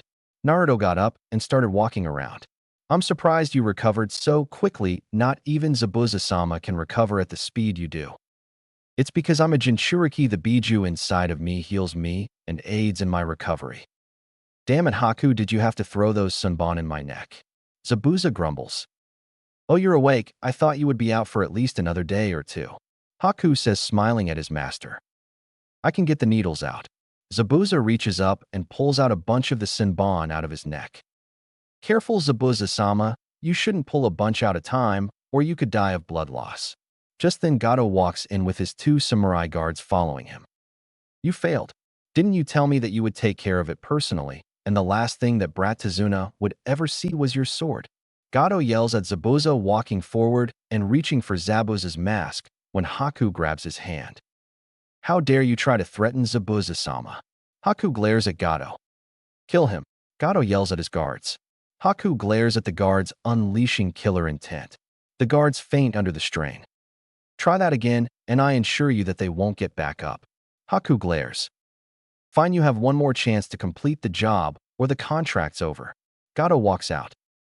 That wasn't necessary, I could have handled it, Zabuza says, lifting up his bedsheet to reveal a kunai. We can't kill Gato just yet, the murders would just draw their attention, Haku says. We have to show restraint for now. Fine, how long do you think I'll be out of commission? A week, but knowing you it will take half that time. Haku smiles. I'm going for a walk, Haku. Do you need me to look for any supplies to aid in Zabuza's recovery? Naruto asked. Yes, I'll give you a list of herbs I need and their physical description, but be careful with Konohara out there and your identity compromised. They might attack you if they see you. I'm not worried. Naruto walked out, and after a few minutes of walking and gathering herbs for Haku, Naruto started walking, and eventually he walked into a destroyed clearing, and Naruto saw, to his shock, Hinata was lying there fast asleep. Naruto scanned her over with his Sharingan and saw she was suffering from minor chakra exhaustion and she would awaken momentarily. Naruto walked over to her, and he shook her shoulder. When Hinata opened her eyes, she saw Naruto kneeling over her. In Naruto, Hinata jumped up and dropped into a Juken stance. Relax, Hinata, I'm not here to hurt you, Naruto said, getting up and looked at her. Why are you here? The hunter ninja killed you. Haku is our ally. She placed us in a death-like state. Hinata started tearing up. Thank Kami-sama. I thought I had lost you for a second time. Second time? Naruto asked, confused. 2 years after your disappearance, the Hokage gathered the village and declared that you kidnapped, and then he declared you Uchiha. I cried for weeks. My clan elders pushed my father to brand me with the caged bird seal on me, but after your death, I trained and trained, and I've become a Juken master, one the likes my clan hasn't seen since my great-grandmother. Well, you've got impressive chakra, that much I can tell. However, I have to ask you something. What? Do you have someone who is precious to you? Well, there's you, my Amato Hanabi, and my 2-san. Then you will grow very strong, Hinata. When someone has a person who is precious to them, it's only then that their true strength emerges. I've got a question for you if you will indulge me. All right, shoot. If you weren't dead, who trained you? I know that you didn't have the Sharingan before. My grandfather, Madara Uchiha, he helped to make me strong. What did Kurenai-sensei make you see that sent you into a rage like that? You see, 2 years ago my grandfather was dying. The force that had keep him alive was failing him, and as such he wanted to die on his terms, not on anyone else's. So while I slept, he crept into the room that I slept in and tried to plunge a kunai into my heart. But my reaction time and instincts kicked in, and I dodged the blow, disarmed him, and plunged the same kunai into Madaraji's heart. His last words were, "Naruto, forgive me." Then he dropped dead, and I unlocked these cursed eyes. Naruto activated his Ien no Mangekyo. What is that? My Ien no Mangekyo Sharingan. You see, over time the regular Mangekyo would go blind, cutting off the light from the user's eyes forever, but you can avoid this by transplanting the eyes of a direct relative. Unlocked the final form of these eyes. My original eyes are gone. I disposed of them. I don't want them falling into anyone else's hands. Naruto started looking at Hinata. It's been fun, Hinata, but I've got to go. Naruto smiled, then he leapt off towards where Haku was waiting. Naruto handed Haku the herbs, then went for a walk. After a while of walking, Naruto came across one of Gado's hidden hideouts by complete accident. Naruto saw Gado and an army of thugs walking into the hideout, and Naruto decided to follow Gado, and he activated his Sharingan while concealing his chakra. So according to the Haku, Brad, Zabuza will be back in business within the week. Now the moment those Konoha shinobi weaken Zabuza and his cronies, we finish them, then sell the girls on the slave market. Gado said to his gang of thugs, "But you're to bring me the Hyuga girl. I'm going to break her in personally." Naruto was seething at this point, but managed to suppress his chakra, but he'd heard enough and shunshine to the hideout. When he arrived, Naruto immediately went to Zabuza, who was sitting up in bed. Naruto, did you bring the herbs I asked for?" Haku said as he gave Zabuza some tea to drink. "Yeah, I did, but I'm afraid I've come across a very important piece of information. And then there's something I need your help with, Zabuza-sensei." "What's the news?" Haku asked. "Gado plans to betray us after you recover." "How do you know?" Zabuza asked. "I overheard him talking to an army of thugs. Here, let me show you." Naruto activated his Sharingan and cast his Jinjutsu on Zabuza, showing him the memory. "What do we do, Zabuza-sensei?" "Get Fu and we'll think on a plan." "Yes, Zabuza-sensei." Naruto left and walked to Fu's room, then he knocked on the door. "What is it?" Fu's voice came from behind the door. "Zabuza-sensei want to see us for an update on our mission." "All right, give me a minute." Fu walked out, and then she and Naruto walked to Zabuza and Haku. Just then Naruto sensed Zetsu's chirka nearby. "Zabuza-sensei, Haku. Fu, I need to talk to someone, but if I'm right, he can help us." "All right, Naruto, but hurry up," Zabuza responded. Naruto nodded and walked outside, and Zetsu rose up out of the ground. "What news do you have to report, Zetsu?" "Obito is on the move." Black Zetsu responded. "He's headed to Kirigakure to take advantage of the Sanbai Jinchuriki and weaken them by waging war on the Kekkei Genkai users. Keep me posted on his movements." "Yes, Naruto-sama," White Zetsu said. "Before you go, I need your help with something." "What do you need, Naruto-sama?" "Bring me 3 white Zetsu clones, and then I'll need you to have them wrap around 3 hinged wood clones after they merge with their chakra." "Yes, Naruto-sama." White Zetsu has 3 white Zetsu clones rise up from the ground. "Follow me," Naruto commanded. Naruto and the Zetsu and the clones walked back into the room, and Zabuza, Haku, and Fu looked confused. "This is Zetsu. Say hi, Zetsu." "Hi, Zetsu." "Knock it off," Black Zetsu scolded. "Why are you here?" Zabuza asked. "I am an ally of Naruto-sama. His orders are to help you 3. If you would place your hand on the white Zetsu clones, we can begin." Zabuza, Haku, and Fu placed their hands on the clones, and they absorbed the chakra and morph into exact replicas of the shinobi the clones touched. "Now's it my turn." Naruto started weaving hand signs. Mokuton Bunshin no Jutsu. Naruto forms 3 wood clones. "Zetsu, use your clones and wrap around the clones, and I'll do the rest." "Yes, Naruto-sama," White Zetsu says, and then the closes unravel themselves and then wrap themselves around the clones. Naruto starts weaving the same hand signs his grandfather used. "Ninpo, Hata Yugo no Jutsu." The three clones glowed in the same blue that Naruto glowed when Madara preformed the jutsu. Then when the clones opened their eyes, they all had the Sharingan. Then they all shifted to the Mangekyo. Now we need to spend the next few days training the clones in your fighting styles so they can flawlessly take your places in the battle against Kakashi and his allies. Right, Fu said. But what is this plan exactly? These clones take your place in the battle, allowing us to deliver the final strike to Gato when I dispel the clones. All right, let's do this. Fu smiled. Time skipped 6 days later. Naruto and the Zetsuwood clones picked their gear and ran off towards the bridge. When they arrived, the Zabuza clone attacked the workers, knocking them out. Kirigakure no Jutsu. Zabuza. With Kakashi, Kurenai, Sasuke, Hinata, Sakura, Kiba, and Akamaru. On your guard, you two. This mist is chakra-laced. Kakashi says. I knew he was still alive, he just couldn't wait for round 2. Sorry I kept you waiting, Kakashi.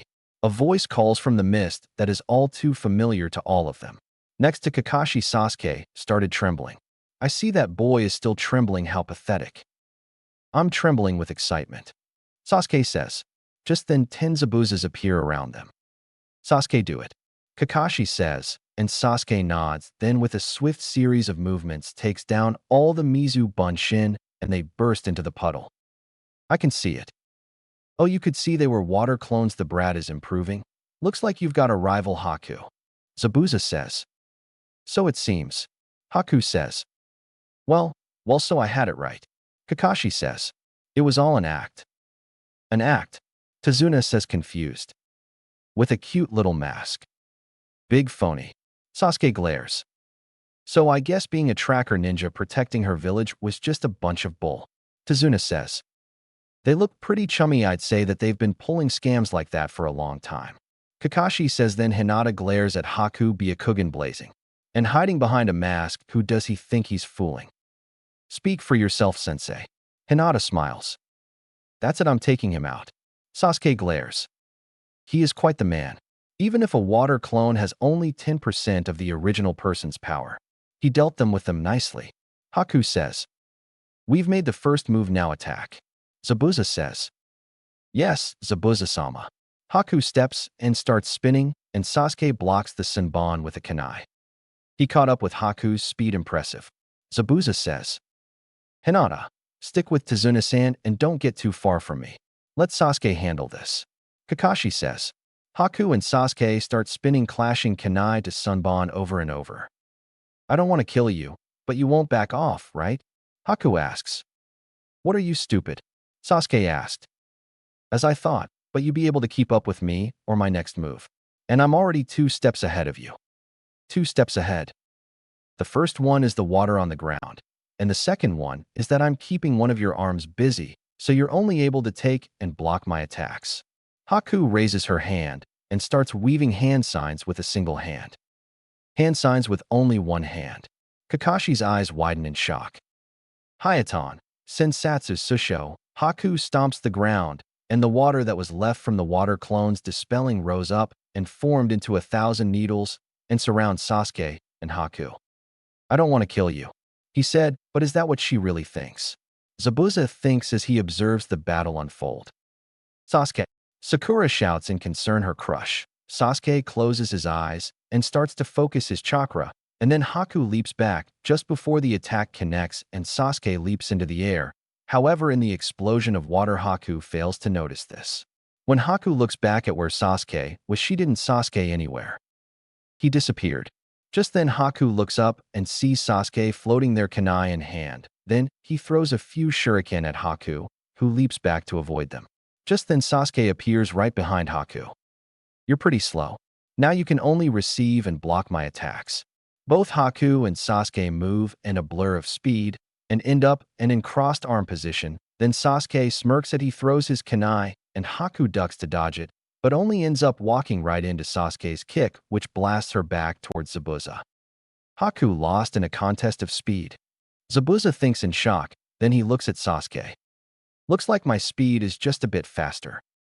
You shouldn't underestimate my team just because they're kids. Kakashi smiles. Sasuke here is a true prodigy of the Hidden Leaf Village. Hinata here is a true Juken master, so you know the battle prowess of the Hyuga clan. Zabuza starts chuckling. Haku, do you understand that you're going to get defeated like this? Zabuza asks. Yes. Haku responds as his chakra pours out of him. What is that? Sasuke stares in wonder. It's a shame. That's cold air. Haku makes a single hand sign, and ice mirrors starts to form all around Sasuke. Makio Hyosho. Hey, I like this attack. I can see myself everywhere. Sasuke thinks as he looks around. Then the mirrors glow as Haku steps forward. What is that technique? Kakashi thinks in fear. Then Haku steps into one of the mirrors, and his reflection starts to appear everywhere. These are mirrors. What does he plan to do? Damn it! Kakashi curses as he starts to run forward.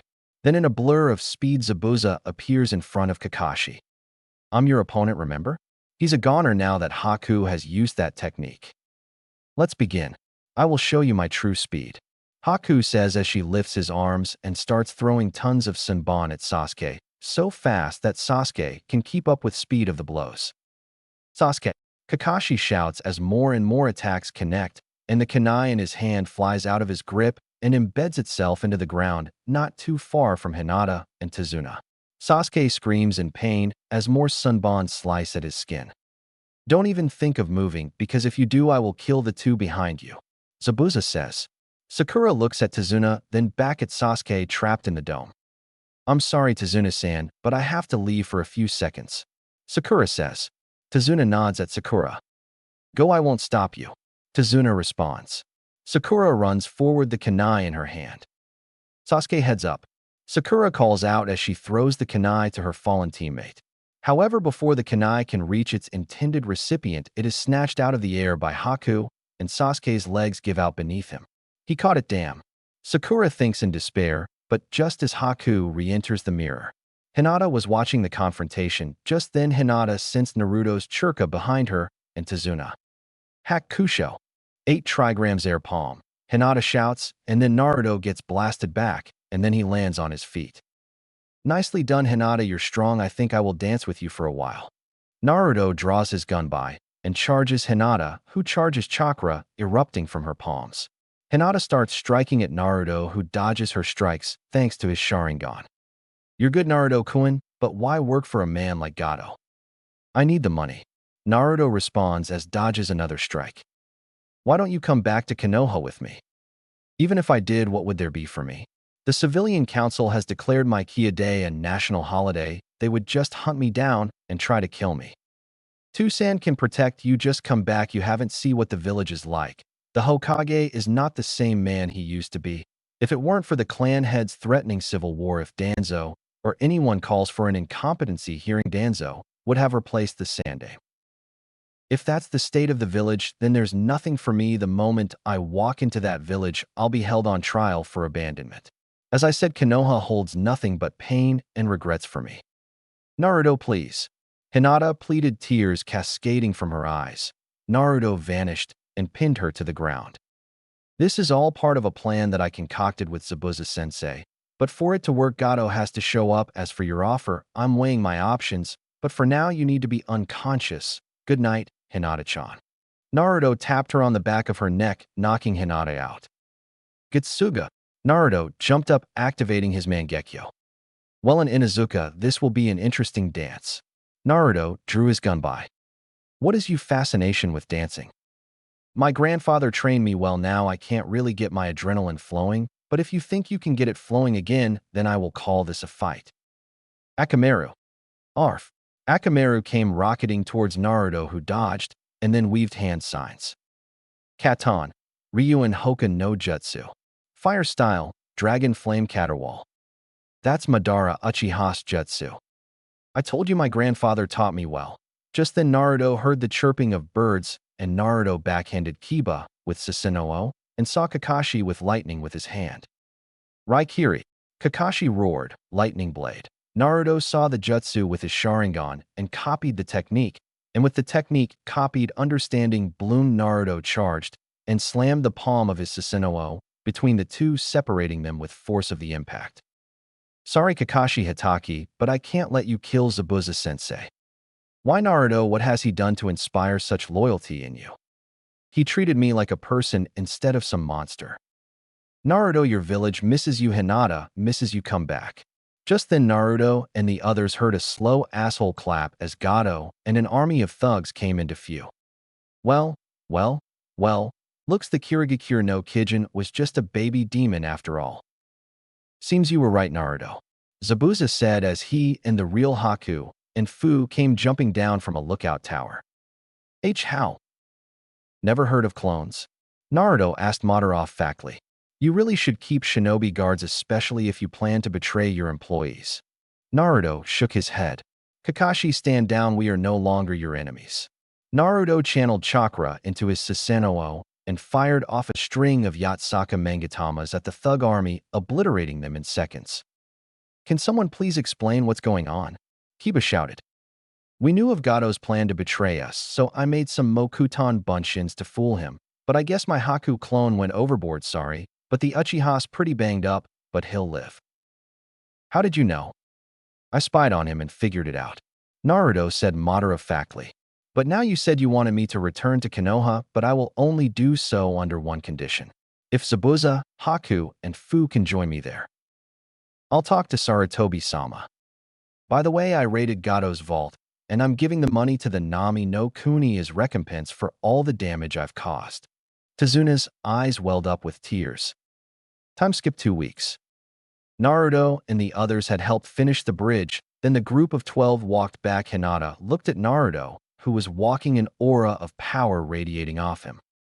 You know, Hinata, if you want to talk to me, just say something, I'm not that hard to approach. Naruto joked. Well, sorry, mister, I'm Madara, Uchiha's fucking grandson. It's just this is the first time I've seen you in 8 years, and you've grown handsome. Why do you care about some nobody when a perfect hunk of man like Sasuke-kun right here? Sakura asked. Shut up, Sakura, unless you want to be ashes before we get back to Konoha. Naruto growled. So Naruto, what's Madara like? Kiba asked. He was a kind and caring man, but a slave driver when he wanted to be, and no matter how many times I think about him, I have nothing but admiration for him.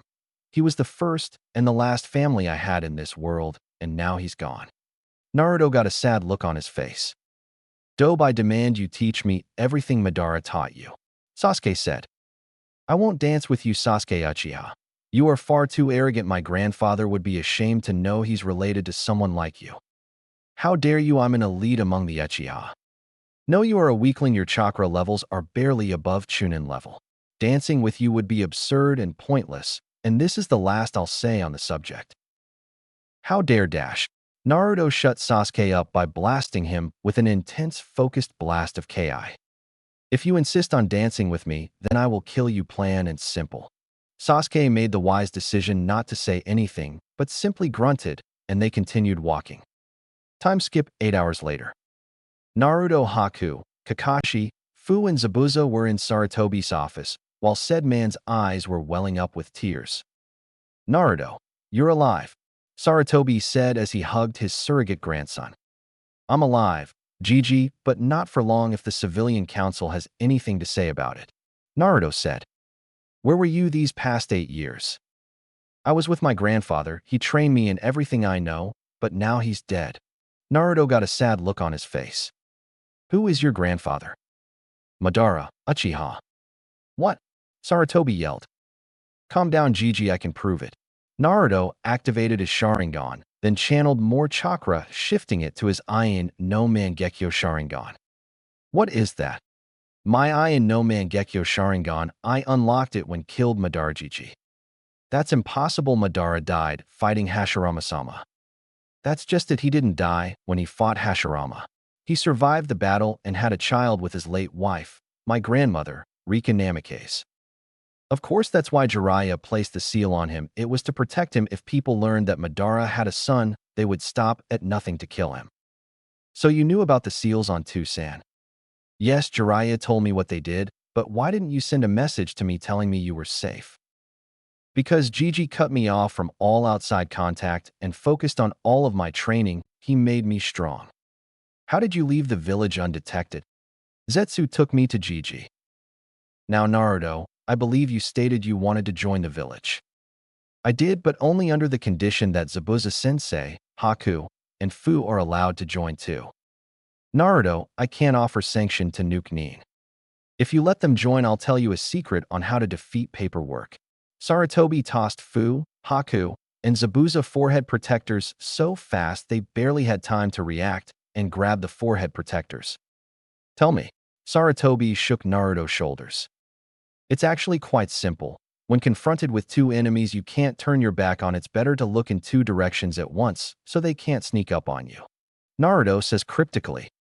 Realm of the afterlife. Yami and CJ were playing shogi against one another when a loud "Aaaaa" was heard from down in the mortal plane. Naruto just told old Sarutobi the secret of paperwork, didn't he? Yami asks. Yep. CJ responds, placing his silver general up with continuing with his climbing silver stratagem. Think we should do something about it? Nope. Back with Sarutobi. Sarutobi's eyes widen in shock. Then he walks back to his desk and opens it and pulls out a small wooden plank with the words, "When you find the answer to something simple, hit here." The plank showed a small target board with a chibi Jiraiya holding it. Stupid, stupid, stupid, stupid, stupid, stupid, stupid, stupid, stupid, stupid. Sarutobi banks his head on the plank over and over again in understanding. Shadow clones, of course. Sarutobi says, looking at the evil pile of paperwork. Huh. You fiends, I have the instrument of your demise at last. Sarutobi cackles evilly. The secretary heard the laugh from outside and thought. I think the Hokage has finally lost it. She thinks. Back with Naruto and the others. After Sarutobi had calmed down, he looked at Zabuza. Zabuza, Fu, since you're both Nuke Nin, you are both on a 1-month probation period, but you can participate in the upcoming Chunin exams if you want. Are you saying I'm a Genin? Zabuza growled. No, I meant was you are now a squad of shinobi with you, as Jounin-sensei the probation wears of at the time of Chunin exam recommendation time. If you want to recommend them, I won't stop you. In the meantime, you four can't participate in mission until after the Chunin exams. Far enough. Zabuza shrugged. You are now Team 11 of Konoha. Hi Hokage-sama. Naruto, Haku, Fu, and Zabuza bowed to Sarutobi, then they left the office. I'm gonna go train with Kurama a bit. Naruto said. Are you sure it's Kurama you're training with? I saw the way you were eyeing that Hyuga Kunoichi. Zabuza said, stifling a laugh at Naruto's blush. Shut up. Naruto growled, then he ran off towards the Hyuga clan compound. Chapter 6. Chunin Exams Part 1. Time skip 1 month later. Naruto, Fu, and Haku were standing the field of training ground 11 as they waited for Zabuza. In a few seconds, Zabuza arrived in a mist Shunshin. Alright, you three, it's time for the Chunin exams. Go show them what you're made of, Zabuza said. Hi Zabuza-sensei. Naruto, Fu, and Haku bowed, and then they ran off toward the academy. Naruto, Fu, and Haku arrive at the academy and see a bunch of students gathered around a room that says 301. Naruto looks at his teammates with a really look on his face. Just then a boy in a green jumpsuit is punched back. Someone from the group of Genin speaks up. Let us in, we need to register for the exams. The Chunin exams are real challenging, kids like you should just quit. One of the Genin guards says. Please let us through. Tintin's voice calls from the front of the crowd. Naruto looked at his teammates. Jinjutsu, let's just move on. Naruto said. Fu and Haku nodded. Hey, where do you think you kids are going? Izumo said. I have no time to dance with weaklings such as yourself. Naruto said, flaring his chakra. Dance? What are you, a ballerina? Kotetsu sneered. I'm done playing games with you. Naruto, Fu, and Haku keep walking up the stairs. Just then Naruto heard Sasuke call out. Drop the Jinjutsu, this is the second floor. So you noticed? Izumo said. Sakura, you must have noticed first, right? Gah! Naruto cursed. That ego of his is going to be the death of us. Of course, Sakura said. This is the second floor anyway, you'd have to be an idiot not to notice. Sakura turned to Naruto with an eat shit grin on her face. Even a moron like Naruto would have noticed. Naruto ignored her and with his teammates walked upstairs. Naruto Baka, don't you ignore me. Naruto, Haku and Fu walked up to the third floor, and they saw Zabuza standing there. Good, you saw through the Jinjutsu, and you've all made your way here. Now go on and show them your power. Yes, sir. Naruto, Fu, and Haku said simultaneously. Then they walk into the room and was welcomed by a blast of wide varieties of Ki, but Naruto, Fu, and Haku brushed it off. But Naruto got an evil idea, and he activated his Sharingan. If you don't stop trying to intimidate me, I'll have to show you the true power of Madara Uchiha's grandson. I wonder how long any one of you would last against me in a dance. Naruto said as he unleashed a huge torrent of Ki, flooring the other contestants. Naruto-kun, stop doing that, you'll give them heart attacks, Hinata said as Shino, and Kiba walked into view. What can I say? You play with fire, and you'll get burned. Naruto stopped channeling his Ki. Did you see that? One of the contestants as he recovered from the blast of Ki. Yeah, I'm sure as hell not taking these exams if he's a part of them. His teammate responded. Count me out too. Several other contestants left the room one by one as they were terrified of Naruto's power. Did you feel that, Han? Akatsuki said to his armored friend. Yeah, Han responded. He's Madara's grandson. I'm definitely gonna want to fight him. Kuratsuchi said. What better way to make Madara pay for what he did to Gigi than killing his grandson? I wouldn't if I were you. According to my friend, he's got the QB inside of him. Han said. I'm still gonna fight him, and I'm gonna win. Across the room, 3 Kumo shinobi were watching the interaction with the IWA shinobi. What do you say, Yujito? Still think these exams will be boring? Karui asked her female teammate. Not with that hunk here, I don't, Yujito said as she licked her lips. If Yujito falls for that QB brat, this could spark a war with Kumo, and if that happens, the 4th Great Shinobi War might start, and if he unleashes the QB, it'll be a disaster. Omoy starts rambling on and on. Shut up. Kim Yui punches Omoy on the head. Just then Sasuke and the others walked in. Sasuke was nursing a bruised cheek. Sasuke Kun, a blonde-haired blur, tackled Sasuke. Sasuke-kun, his mind so back off, Ino pig. Sakura shouts. Like hell, he is forehead. Ino shouts back. Oh my god, do they ever shut up? Tell me about it, Kit. I thought my fangirls were bad, but these two are intolerable. You had fangirls? I was a very popular kid when I was younger. Haha, Naruto laughed. Oh, shut up. You guys are attracting too much attention. So you're the 9 rookies that just graduated from the academy, right? You're fooling around with those cute faces. Geez, this isn't a field trip.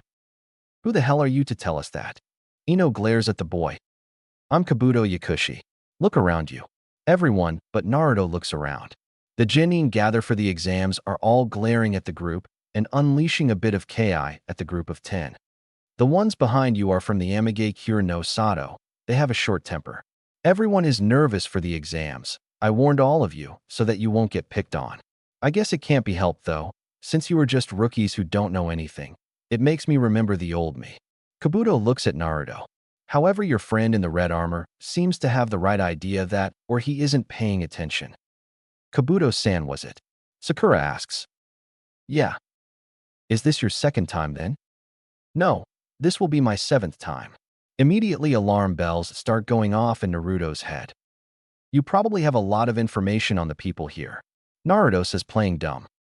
So smart, in fact, I have 200 cards with information on everyone here.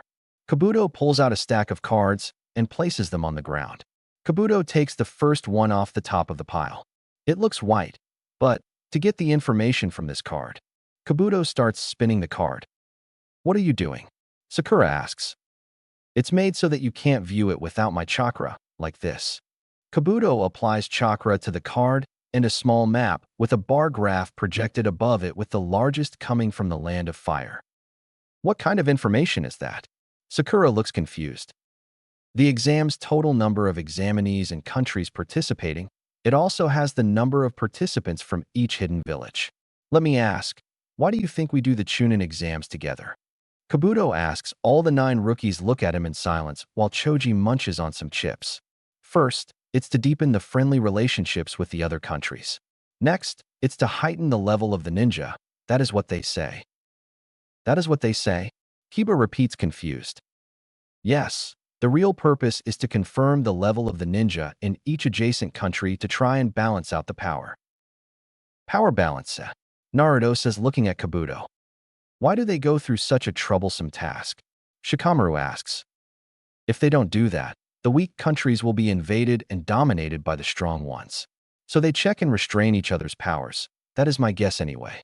Kabuto answers. Just then Sasuke walks forward with a determined look on his face. Are there any cards there that have detailed personal information? Sasuke asks. Yes. Is there someone that interests you? Yeah, there are. The information of this exam's examinees are not perfect, but I've burned and saved them. They include information about the 9 of you as well. Tell me whatever you know about the people you know that interest you. I'll look it up for you. Gaara from the Sunigakure, Rock Lee from Konoha, and Naruto Uchiha of Konoha. Oh, you know their names, that is no fun. Kabuto swipes his hand over the deck, and then Kabuto holds up 3 cards in front of them. Show me, Sasuke demands. Based on the information he has, I can determine what to look out for. Naruto thinks, looking at Kabuto's little display. First up is Rock Lee. Kabuto says, and then he channels chakra into the card, and Rock Lee's information appears, as well as 2 graphs dictating his overall stats and number of completed missions. He is 1 year older than you. His mission experience includes 20 D-ranked missions and 11 C-ranks. The squad leader is Might Guy. His hand-to-hand combat skills have increased dramatically in this past year, but his other skills are terrible. He got everyone's attention last year as a skilled rookie genin, but he didn't take the Chunin exam. Like you, this is his first time taking it. Thank you, Captain Obvious. Naruto rolls his eyes. His team is composed of Tintin and Niji Hyuga. Next, let's see Gaara of the Desert. Kabuto channels his chakra into the second card, and Gaara's stats appear. Interesting, his skills are unknown mostly. That means Mr. Ninja Info Guide doesn't know everything. Kurama notes. But I can tell you he holds my insane little brother, the one-tailed Shikaku. His mission experience is 8 C ranks, and this is amazing, he did a B rank mission as a genin. He is a foreign ninja, and it's his first time taking the exam, so I don't have any more info on him. However, it seems that he has returned from all his missions unharmed. Oh, this reeks of Shikaku's influence. If I were to hazard a guess, I would say this Gaara kid controls sand for both offense and defense. And, like yours truly, he has a very strong self-preservation instinct, so odds are the sand will spring up to defend him. Thank you, Kurama. Naruto smiles at his inner Biju. He did a B-rank mission as a genin and was unharmed? Shikamaru asks, shocked. Kabuto takes another card from his deck and channels more chakra into in, and a picture of Naruto shows up. Naruto Uchiha, wielder of the Iron no Mangekyo, said to be the grandson of Madara Uchiha himself, but other than that I've got nothing. He's been well hidden for quite some time. Kabuto said. Sasuke grimaced at the lack of information on Naruto. Just you wait, Dobe, I'll get that info on you yet. Sasuke thought bitterly. Just then Kabuto takes another card and channels chakra into it, and the mini-map pops up again. Konoha, Suna, Iwa, Humo, Aim, Kusa, Taki, Odo. This year, many talented genin from these hidden villages have come here to take the exams. The Hidden Sound Village is a village of a small country that was just made recently, so I don't have much info on them. Either way, all of them are powerful hidden villages. So all the people here are all. Sakura trails off. Right. It's not only Lee, Gaara, or Naruto. All the people here are the top elites chosen from each country. I can assure you this won't be easy. Naruto starts chuckling silently and starts shaking. Fu notices this, and her unease starts to grow rapidly. Even Naruto is nervous, maybe should try and help him. Fu thinks in dismay. However, just as she is about to say something, Naruto turns to the other participating genin and unleashes a torrent of killer intent, smiling like a madman. Excellent, this seems like a declaration of war. Naruto's eyes starts glowing with glee, then he holds out his hand and clenches it into a fist. I can't wait to crush you all. Instantly, every genin with the exception of Gaara, Haku, Fu, Hinata, Han, and Yujito starts sweating up a storm, and a few even collapse under Naruto's power. Within the crowd, there are 3 Odo genin who were looking over at where Kabuto was. Did you hear that? The one with a headpiece similar to Tobarama's asks. They said that the Otoge is a minor village in a small country. I'm hurt. The one wrapped in bandages responds. Let's play with them a little, then. The only girl says smirk. Yeah, they spoke as if we're just leftover ninja. Let's make him add this into his data. Ninja from the Otoge are somewhat cruel. Shall we? First boy asks. Let's. The second responds. Then the three of them rush over to the rookie 9, then come flying in at Kabuto. The first boy leaps into the air and throws a couple of kunai at Kabuto, who dodges them with ease. When the second comes in to strike, swings his right arm, which Kabuto dodges with ease. Then the lenses of Kabuto's glasses shatter. So it's a sound wave attack. Interesting.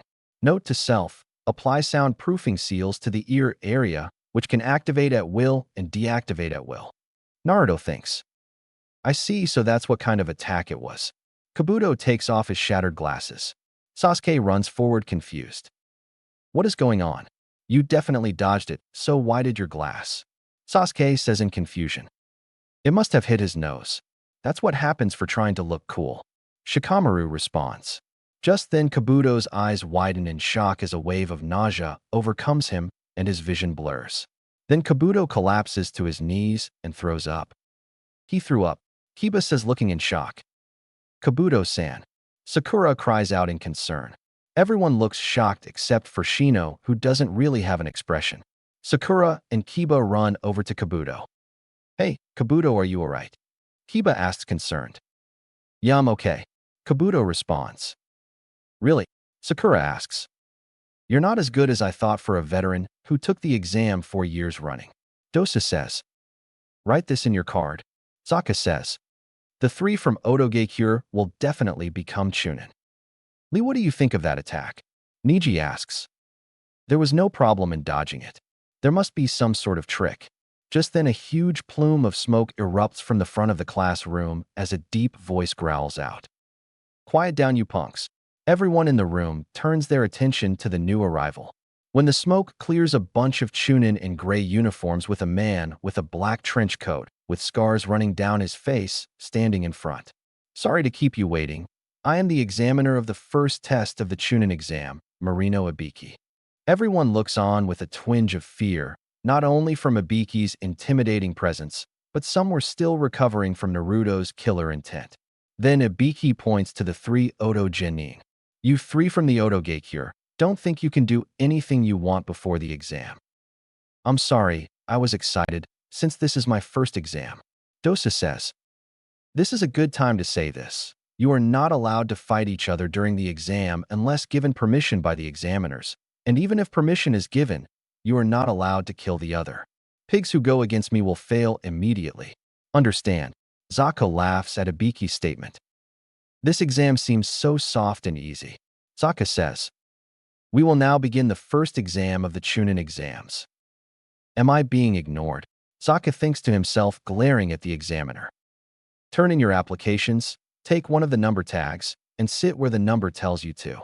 Ibiki says, holding up a small card with a big black number 1 on it. Then we will pass out the papers for the written exam. Grade a paper test, fan-fucking-tastic. Naruto groans inwardly. You think this is bad? You should actually pay attention to the amount of papers on the Hokage's desk on any given day. He has to fill out and sign all of them, and that usually takes up most of his day. Well, with the Kage Bunshin, I can get that paperwork done faster.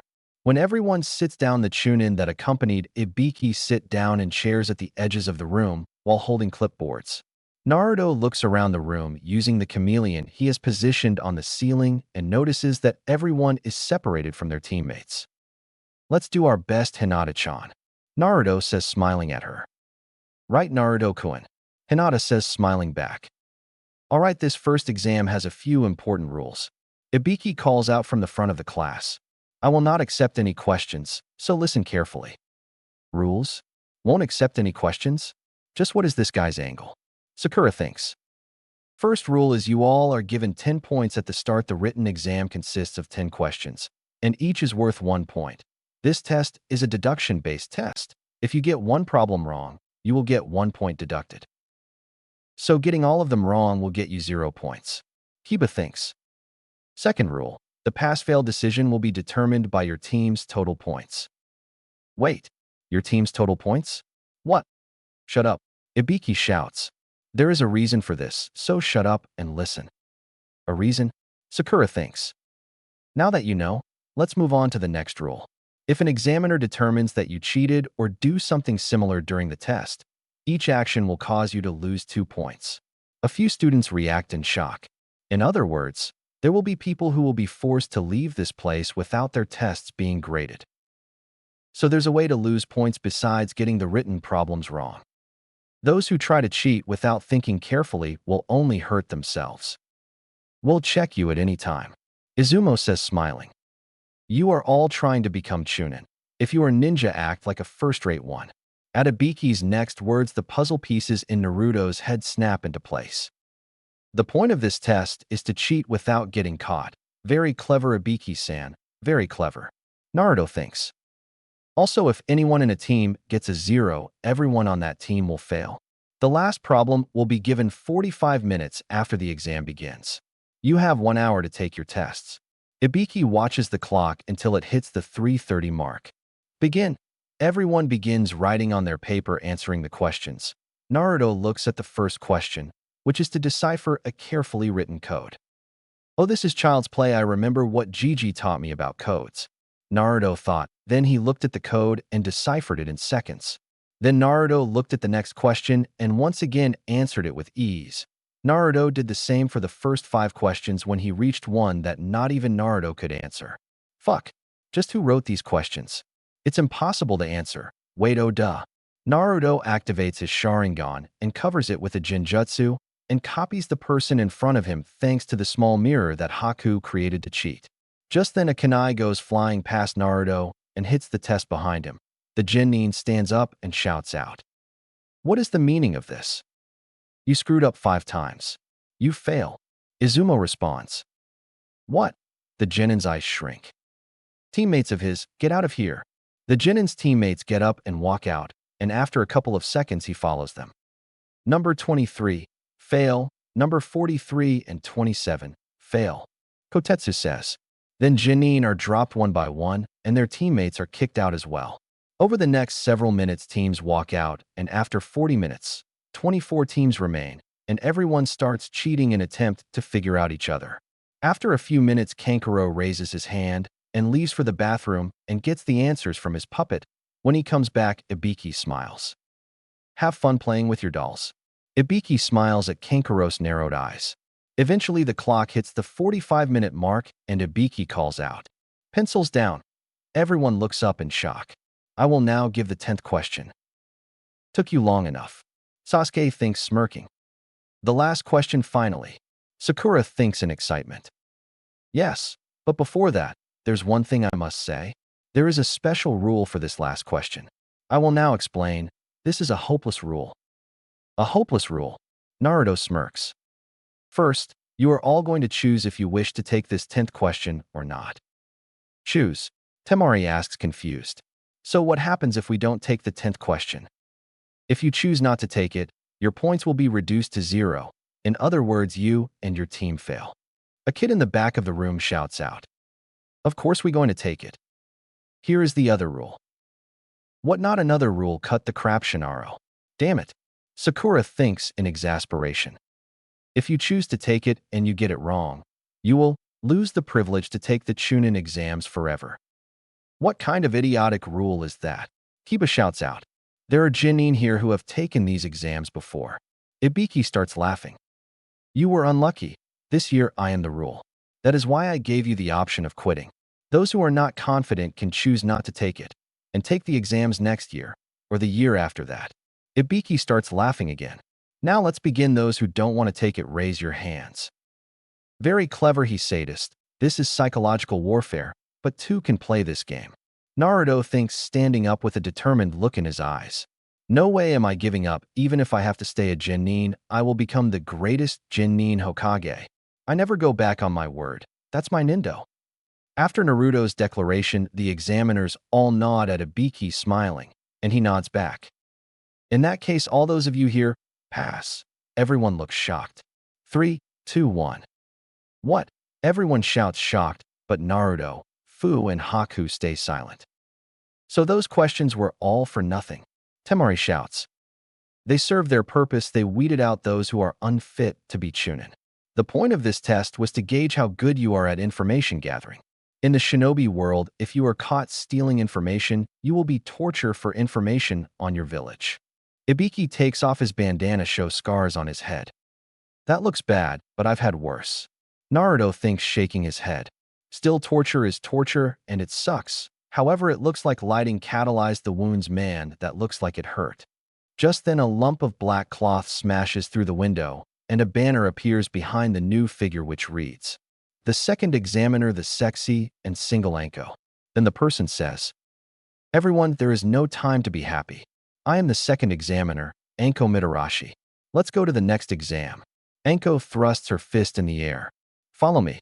The room is dead quiet, and everyone has the WTF face. Ibiki steps out from behind the banner. "Grasp the atmosphere," he says, mentally face-palming. 69 people. Ibiki, you let 23 teams pass? The first exam must have been too soft. It looks like there are a lot of excellent students this time, especially the blonde. After everyone left, Ibiki walked around and picked up the test, and he saw a chibi Naruto with a speech bubble. Keep an eye on Kabuto. He has access to too much classified information. Fluffy, but says he reeks of snakes, and if you're as smart as I think you are, you know what that means. Ibiki's eyes widen in shock, and he ran off to Sarutobi's office. Chapter 7. The Forest of Death. The 23 remaining teams and Anko arrive at Training Ground 44. Naruto looks at the forest with a hint of curiosity. "Welcome, you maggots, to the Forest of Death," Anko announced with a gleeful look. "Well, this looks like it'll be fun," Naruto says as he smiles, looking at the forest. Just then a kunai flicks past Naruto's cheek and blood comes from the wound, and Anko licks the blood from his cheek. "Tough guys like you usually end up dead within the first day. I was trained with Madara Uchiha himself. If you think this will scare me, you're in for a whole new experience." Just the Anko turns around with another kunai in her hand and a kusa ninja with a long tongue. "Here is your kunai, miss," the grass ninja says. "Oh, thank you." Anko smiles. "This is bad. The chakra radiating off this guy is insane," Naruto thinks as he is looking at the ninja. "However, don't stand behind me like that. That is unless you want to die young." Anko takes both her kunai, and the grass ninja pulls her tongue back in. "Well, I get itchy when I see blood. Also, my precious hair was cut, so I got a little excited, sorry." The grass ninja walks away. "Anyway, in order for you to participate in the exams, you need to sign these warrants that free the hidden leaf from any responsibility or liability should you die in the forest." "What do you mean, death?" some of the participants asks. "Just what I said. When you enter the forest, you will start out with either a heaven or an earth scroll. You will need to get both scrolls to get into the tower at the center. Don't open the scrolls or else. Well, let's just say it will be fun for me if you do." Anko smiles dangerously. "This exam will last 5 days. What will we do about food?" Choji yells out. "Scrounge some up. This forest is a treasure box of nature." Anko's smile widens. "But be careful, as some of them are poisonous, and also you might find that you will be hunting only to end up hunted." Anko brings every team to a gate, and then after 5 minutes a buzzer goes off, and the gates open up, and everyone rushes in. After a few minutes, Naruto looks at his teammates. "All right, we got an earth scroll, so we need a heaven scroll. I'll take the scroll, and we'll set a trap, but odds are we won't even need to do that. My bet is that the team from Awagakure will come after me due to my connection with Madara Gigi." Fu looked at Naruto. "What did your grandfather do to IWA to piss them off so much?" Fu asked. "I'll show you the truth." Naruto activated his Sharingan, and in a second the world spun, and Fu and Haku were looking at a young Madara in front of 2 shinobi, one who looked like a mummy, the other was a midget. "Why?" the younger Anoki asked. "This is not the agreement," Hashirama-sama said. "There is no alliance.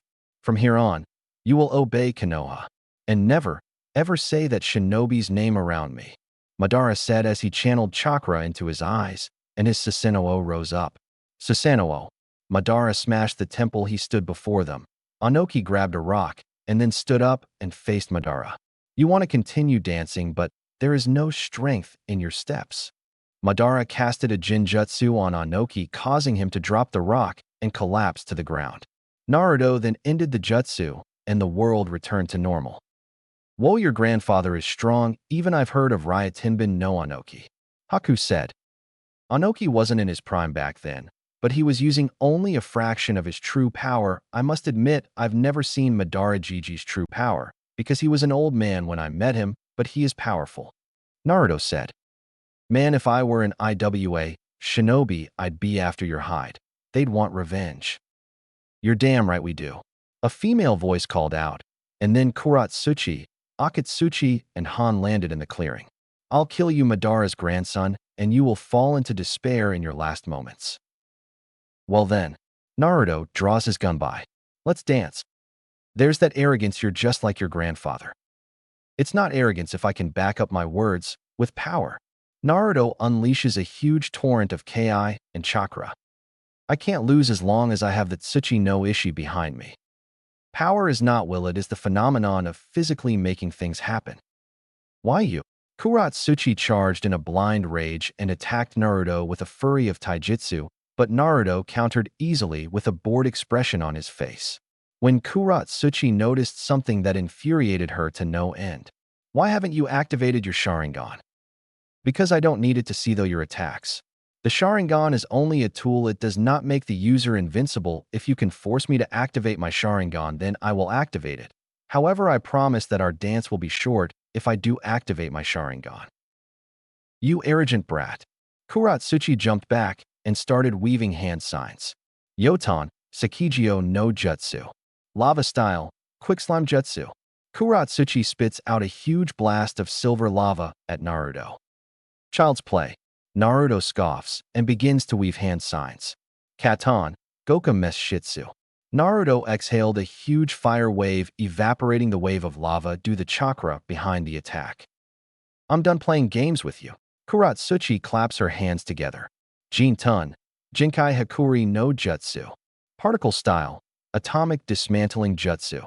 Kuratsuchi opens her hands and square was spread between her hands. Then she launches it at Naruto, who couldn't dodge. Naruto, Fu and Haku shouted. I did it. I killed Madara's grandson. Kuratsuchi laughed as she stood there laughing like a maniac. Just then a slow clap rung out, and Naruto walked out from behind a tree smiling. You really are Anoki's granddaughter to be able to use his Jin-tun, but it doesn't matter to me. How? I just saw you die with my own eyes.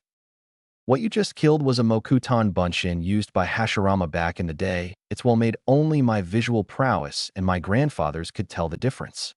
Naruto looked at Kuratsuchi with a bored expression. You're dead. Kuratsuchi clapped her hands together again. Enough. Naruto scoffed and slammed his hands together in the snake seal. Mokuton, Mokuryu no Jutsu. Naruto held out his hand, and his flesh formed a wooden dragon which wrapped around Kuratsuchi, and the Jin-tun attack fizzled in her hands. How? This is Hashirama's wooden dragon, which he used to hold down the Kyuubi long ago. It can suppress chakra and even prevents chakra absorbing, so you have no power against me. How do you have this much strength? Because I don't hide behind a family name, I fight with my own strength, and I train myself to the brink every day. My grandfather didn't become feared throughout the shinobi nations by sitting on his ass. You damn bastard. Kuratsuchi growled at Naruto. I'm ending this now. Naruto made the horse hand sign. Katon, Goka Mekyaku. Doton, Doriyahiki. Earth style, mud wall. Han shouted, exhaling a huge wall of mud and earth. Naruto's wave of flame collided with the wall, but the wall held strong and stopped the jutsu. You dance well, Gobi. Let's see if you can dance with me longer than the woman could. Let's go, Gobi. Han thought to his Biju. Right, pup. Kokuo responded and channeled her chakra, though her Jinchuriki. Then Han sprouted 5 tails of chakra. Kurama, shall we? I can only give you a little bit of churka as we don't have the key to the seal, but against Kokuo, you might need your Mangekyo Sharingan. I won't enslave Biju. I'm kinder than that. I can't treat Koko any different than you. That would make me a hypocrite. You really are a kind-hearted kid. In that case, I'll loan you some chakra. It's time I teach Kokuo. Who's the stronger one here, me or her? Kurama channeled his chakra through the seal but held back the bloodlust, allowing Naruto to reach the fourth tail with no trouble. Let's go, Kokuo. Naruto charged. Agreed, Kurama. Han shouted back, charging Naruto, who exchanged blows with Han. Eventually, after 10 minutes of fighting, Naruto caught Han's fist, and instantly he was transported to a white and gold landscape, and he saw Kokuo with Han on her head. Naruto looked behind him, and Kurama was sitting there. It's been a while, Kurama, Kokuo said. Yeah, not since the time Gigi died, Kurama responded. Kurama, where are we? Naruto asked. The Biju psychic plan, where the Biju can meet and converse. I'm surprised we are here. I thought we couldn't reach here with the seal blocking me off from your chakra. It probably has something to do with Han here, Kokuo said. Since your Jinchuriki and mine were duking it out with our chakra, we probably established a deep enough connection with their chakra to be dragged here. That's actually a very real possibility, Kurama said with a pondering look on his face. This isn't like you, Kurama. Why are you getting along with your host so well? The kid grew on me. I actually respect this kid despite who his grandfather is. What's wrong with my grandpa? Naruto asked. You know damn well what Madara did to me. Okay, Nisan, what am I missing? Kokuo asked. The kid's grandfather, Madara Uchiha, used his damn Sharingan to control me, and he forced me to attack Hashirama, which caused me to get sealed in Hashirama's wife, then in the kid's mother, and now the kid himself. I haven't had freedom to stretch my legs in almost 100 years. Coupled with the fact that I'm missing my Yin chakra, I'm rather pissed off about that, seeing as it is sealed inside the Shinigami's stomach. I can't get it back. Kurama folded his tails under his chin, signifying his unhappiness. Any idea how to get it back, Kurama? Naruto asked his friend. Kurama responded with bursting out laughing. This continues for several minutes until Naruto grew a tick mark, which slowly grew in size as Kurama continued to laugh. I think the pup is serious, Kurama, Kokuo said. Kurama stopped laughing and looked at Naruto, who, despite the tick mark on his face, was completely straight-faced. Why, you're serious? Took you long enough, Naruto said, his tick mark fading. Well, according to legend, there is a mask that is said to allow you to take control of the Shinigami and force it to slice open its own stomach, which could release your father's soul and my chakra. Not a great option. I'm sure there is another option. You could just ask. A voice called out, and then CJ appeared in a swirl of white energy. Can I have Kurama's Yin chakra back, please? Sure, why not, CJ said. Then he took his hand and reached into his mouth and rummaged around a bit, then pulled out a slightly dark Kurama. That was way too easy. Naruto sweat drops. Hey, they're sexy, Kurama said to his Yin half. Right back at you, Kurama's Yin half responded. Oh, just fuse already, Naruto shouted, his tick mark growing back. Who's the brat? Kurama's Yin half asked. Our Jinchuriki, Kurama said. You speak highly of him. Did something happen when I wasn't looking? Madara's grandson is nothing like that bastard of a man. You're Madara's grandson. Yeah, you got a problem with that? Naruto asked. Why are we working with a descendant of that bastard of a man? Kurama's Yin half asked. He's the reason you're here. Plus, he's actually not bad when you get to know him, Kurama said. Damn right I'm not, Naruto said. Kurama smashed him on the back of the head with one of his tails. You're still a brat, don't forget that, Kurama said. Well, if we're fusing, let's get this over with, Kurama's Yin half said. It'll be fun to be back at full strength. Fushout. Kurama and his Yin half stood on their hind legs and then balanced on one foot, then held their paws out facing away from each other. Then they started walking towards each other. Then they touch index claws on both hands. Fushout. Fushout. Ha. Then in a blinding flash of light, one Kurama stood there while everyone looked at him with sweat drops on their heads. Was that necessary? CJ asked. No, not really, Kurama laughed. Then why did you do that? Kokuo shouts. Felt like it, Kurama said nonchalantly. You're an idiot, CJ said as he facepalmed. Who's the king of the Biju? Who could lock you in his stomach for all eternity? Fuck it, you win. Always do, CJ said. Then he vanished. By the way, Naruto, I thought I should tell you that Anoki is planning an invasion of Konoha along with Orochimaru and Suna. Han said, gaining Naruto's attention. Let him try. I'll remind him why he should fear the name Madara Uchiha. I was supposed to get involved and use Kokuo's power, but now that you have Kurama back to full strength, I'm going to rethink my part in this game. Well, seeing as I can utilize Susanoo to its fullest, that's a good idea. Anyway, it was fun meeting you, Naruto. Just then the gold world vanished, and when Naruto opened his eyes, he was still holding Han's fist in his hand. Han, get me out of here, Kuratsuchi shouted. Sorry, brother, Naruto whispered. Mokutan, Mokuryu no Jutsu. Again, the wooden dragon rose up and wrapped around Han, and Kokuo's chakra was slowly absorbed by the dragon. Naruto then turned to Akatsuchi, who was sweating bullets at this point. Hand over your scroll, and you'll live, Naruto said, unleashing a torrent of focused Ki. Akatsuchi started vomiting at the sheer volume of Ki and slowly reached into his pocket and pulled out the Heaven Scroll and rolled it to Naruto. Good, now you can get your teammates and get the hell out of here, and if you attack me again, I'll kill you, Naruto said. Then he looked at his teammates. Let's go to the tower in the center. There we'll rest for the remainder of the exam. Right, Fu and Haku said. Then the three of them ran off towards the tower when suddenly Naruto sensed a very high chakra level flare itself into existence. Fu, Haku, take the scrolls and go to the tower. I have to check something out. What is it? Haku asked. I just sensed a very high chakra level. Either there is another Jinchuriki here, or we have a problem. But what about you? Fu asked. I'm gonna check this out. Don't worry, I'll be fine. Naruto handed the two scrolls to his teammates and then ran off towards the chakra signature. After a few minutes of leaping through the forest, Naruto saw a man with a pale white face and instantly recognized him. That's Orochimaru, Kurama said. I know Kurama. Let's show him our power. Right. Naruto leapt forward, and to his shock, he saw Anko kneeling on the tree branch, clutching her shoulder. Why did you come? Anko says, glaring. We haven't seen each other in a long time, but you're treating me so coldly, Orochimaru said, smiling. Did you come to assassinate Hokage-sama? No. Well, not yet. Anyway, I don't have enough men for that. So I was planning on reserving some outstanding ones from this village. Anko clutches her neck again and collapsed to her knees. I just gave someone that same cursed seal as a present a while ago. There is a boy I want. That boy is going to die before he serves you. True, there is only a 10% chance he'll survive, but he might be like you and not die. You seem quite interested in this boy. Anko sneers. Then Orochimaru reaches out and touches her face. Are you jealous?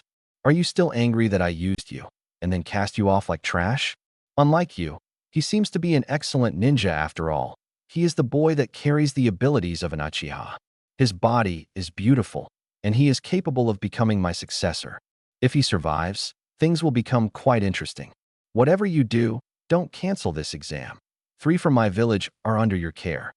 Naruto had seen enough and started weaving hand signs.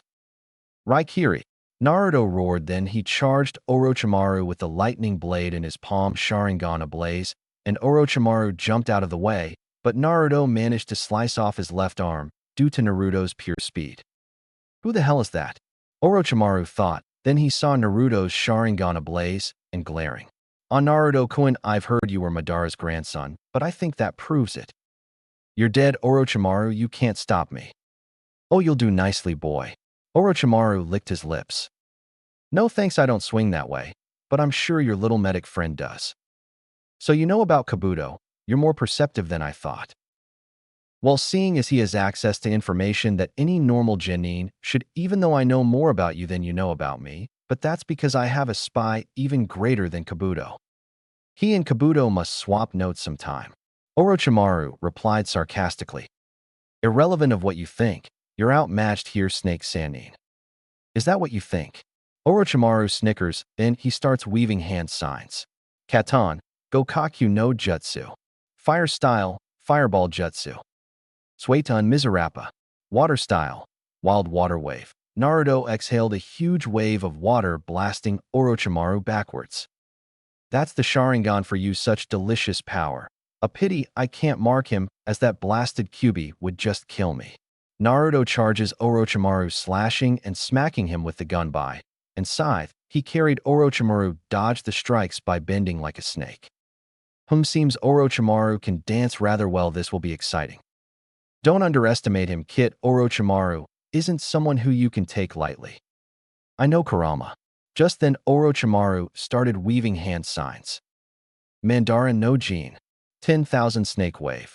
Orochimaru shouted and spit out a wave of snakes towards Naruto. Each snake opened its mouth, revealing a long blade which extended as they rocketed toward Naruto, whose eyes widened. Then Naruto thought quickly and made the horse hand sign.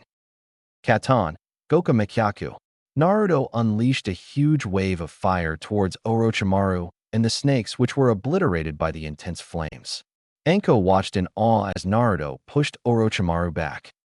He's holding his own. No, beating Orochimaru. Anko thought, shocked. Orochi fucking Maru. Such delicious power. Orochimaru said with glee. I'm done dancing with you. Naruto said, bored, and channeled chakra into his right eye. Amaterasu. Orochimaru burst into black flames and started screaming in pain, but then Orochimaru vomited out himself, completely unscathed. Damn, he has the Mangekyo. If he's anything like Itachi, then I've got to watch myself. Just then Orochimaru sensed 9 chakra signatures headed his way. Shidambu, and it feels like Sarutobi's among them. I have to leave and fast. Orochimaru started laughing. Well, it's been fun, Naruto-kun. Until next time. Orochimaru started sinking into the ground, but Naruto was faster and grabbed him with his Susanoo and dragged him back. I don't think so, Orochimaru. I'm ending this one on my terms, not yours. Amaterasu. Orochimaru took the black flames right to the face. Orochimaru cried out in pain again, but the lower part of his skin shattered, and a new Orochimaru appeared, then sunk into the ground. Damn, he got away. No matter, I'll get him next time. Holy shit, Gaki. Anko shouted. That was awesome. Naruto, what's going on here? Sarutobi shouted as he and 2 Umbu squads arrived. Orochimaru was here. He and I danced for a while, but in the end he got away. Naruto responded. That Gaki is amazing. Anko said. He managed to beat back Orochimaru. Orochi fucking Maru. Is that true, Naruto? Sarutobi asks. You call me a liar? Yes, it is Sandame-sama, but he'll be back. Naruto says. However, I have a piece of news that is of an even greater concern. Orochimaru, the Kazekage, and Ryotenbin no Anoki are planning an invasion during the final phase of the Chunin exams. So Anoki has grown stones and finally is willing to pay us back. It's because they think we don't have a Jinchuriki, and without Jiraiya we have no means of stopping a Biju. Anko says. Let alone 2. Naruto says. 2. Sarutobi looks shocked. Yes, Shikaku and Kokuo are in these exams. Kemi-sama, preserve us. But the thing is, we do have a way to stop the Biju. Naruto flares his Sharingan, then makes the snake hand seal. Mokutan, Jokai Kutan. Wood-style deep forest emergence. Emokutan. An Umbu said, shocked. Correct. I care the Nikushimi no Noroi and the Hai no Ishi within me. You truly are Madara's grandson. Sarutobi said, smiling sadly. Yes, I am now. If you'll excuse me, I have some things to attend to before I finish the exams. Naruto leapt off towards where he sensed a convergence of chakras, and Naruto also sensed a fraction of Orochimaru's chakra. What are you doing, Kit? Kurama asked. I'm going to go find out why 10 chakra signatures have converged on one location. You sure that's a good idea? I'm bored, okay? Sumi. I swear Madara's bloodlust is going to be the death of us. I just fought a Sannin, and do you really think this is the true extent of my power? If I said yes, I'd be an idiot. Let's go have some fun. With Sakura, Sai, Sasuke, Kin, Dosu, Lee, Zaku, Ino, Choji, and Shikamaru. Sakura was out of chakra and exhausted. Lee was down for the count. Sasuke and Sai were out cold because of Orochimaru's attack. Ino was in possession of Kin's body. Shikamaru had paralyzed Dosu with the Kage Main no Jutsu, and Zaku was laughing as he aimed his hands at Sasuke's hiding place. Let's just put an end to this and kill Sasuke, as is our mission. Zaku laughed. Zenkaha, slicing sound wave. Just as the attack rockets towards Sasuke, a white ethereal skeletal hand blocked the attack, and Naruto, came walking into view, his Susanoo activated. Not again, more of these weak genin, just keep popping up, Zaku said exasperatedly. Zaku, watch yourself, this is Naruto, Uchiha Madara's grandson, Dosa shouted. Whatever, I'm gonna blow him away. Zaku held out his hand again, but Naruto dashed forward and punched Zaku in the stomach. Dance. Naruto's Susanoo rose up, taking on a white version of Madara's Susanoo, and the two swords slash wounds into Zaku's sides. Then Naruto slams the flat of the blade down on Zaku, who substituted with a log to avoid most of the damage, but Naruto wasn't done. He channeled chakra into his palm. Raikiri, and then Naruto charged Zaku. Life flashing before the eyes. Zaku thought as the lightning blade got closer and closer to his heart. Just then a huge tower of dark chakra erupted into the night. Naruto turned and saw it was coming from Sasuke, as purple chakra flared all around him. Kit, focus. Kurama roared. Naruto turned his eyes back Zaku and plunged the Raikiri into him, but Zaku turned slightly and Naruto sliced through his left kidney, then collided with the ground. The shockwave broke the ground, freeing Dosu from the Kage main no jutsu. I missed, Naruto said nonchalantly. Oh well. He scrapped my kidney. Zaku clutched his side as blood poured from the wound. He didn't kill me, but at this rate, I'll bleed to death. Zaku looked over at Kin. Kin, get over here and heal me. I don't think so. Naruto channeled chakra into hand again and dashed toward Zaku and plunged the Raikiri into his left lung. Then Naruto pulled his hand out and weaved signs. Mokutan, Ketsugo no Ki. Wood style, tree of binding. A tree rose up and wrapped itself around Zaku, holding him in place. Now for your right lung. Naruto generated another Raikiri and without hesitation plunged it into Zaku's right lung.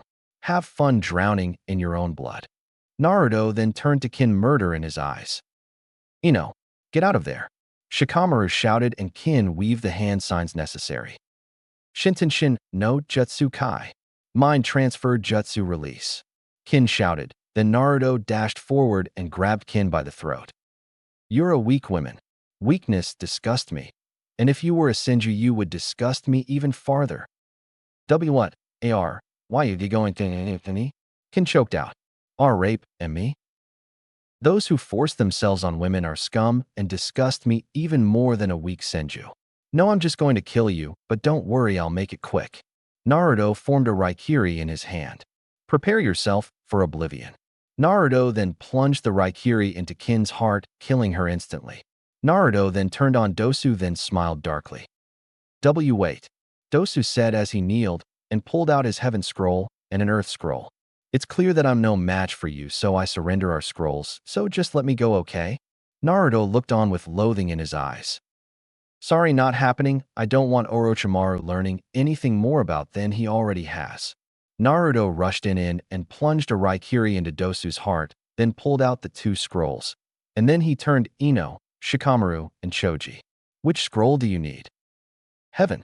Shikamaru responded. Here ya go. Naruto tossed the heaven scroll to Shikamaru, who caught it with surprise.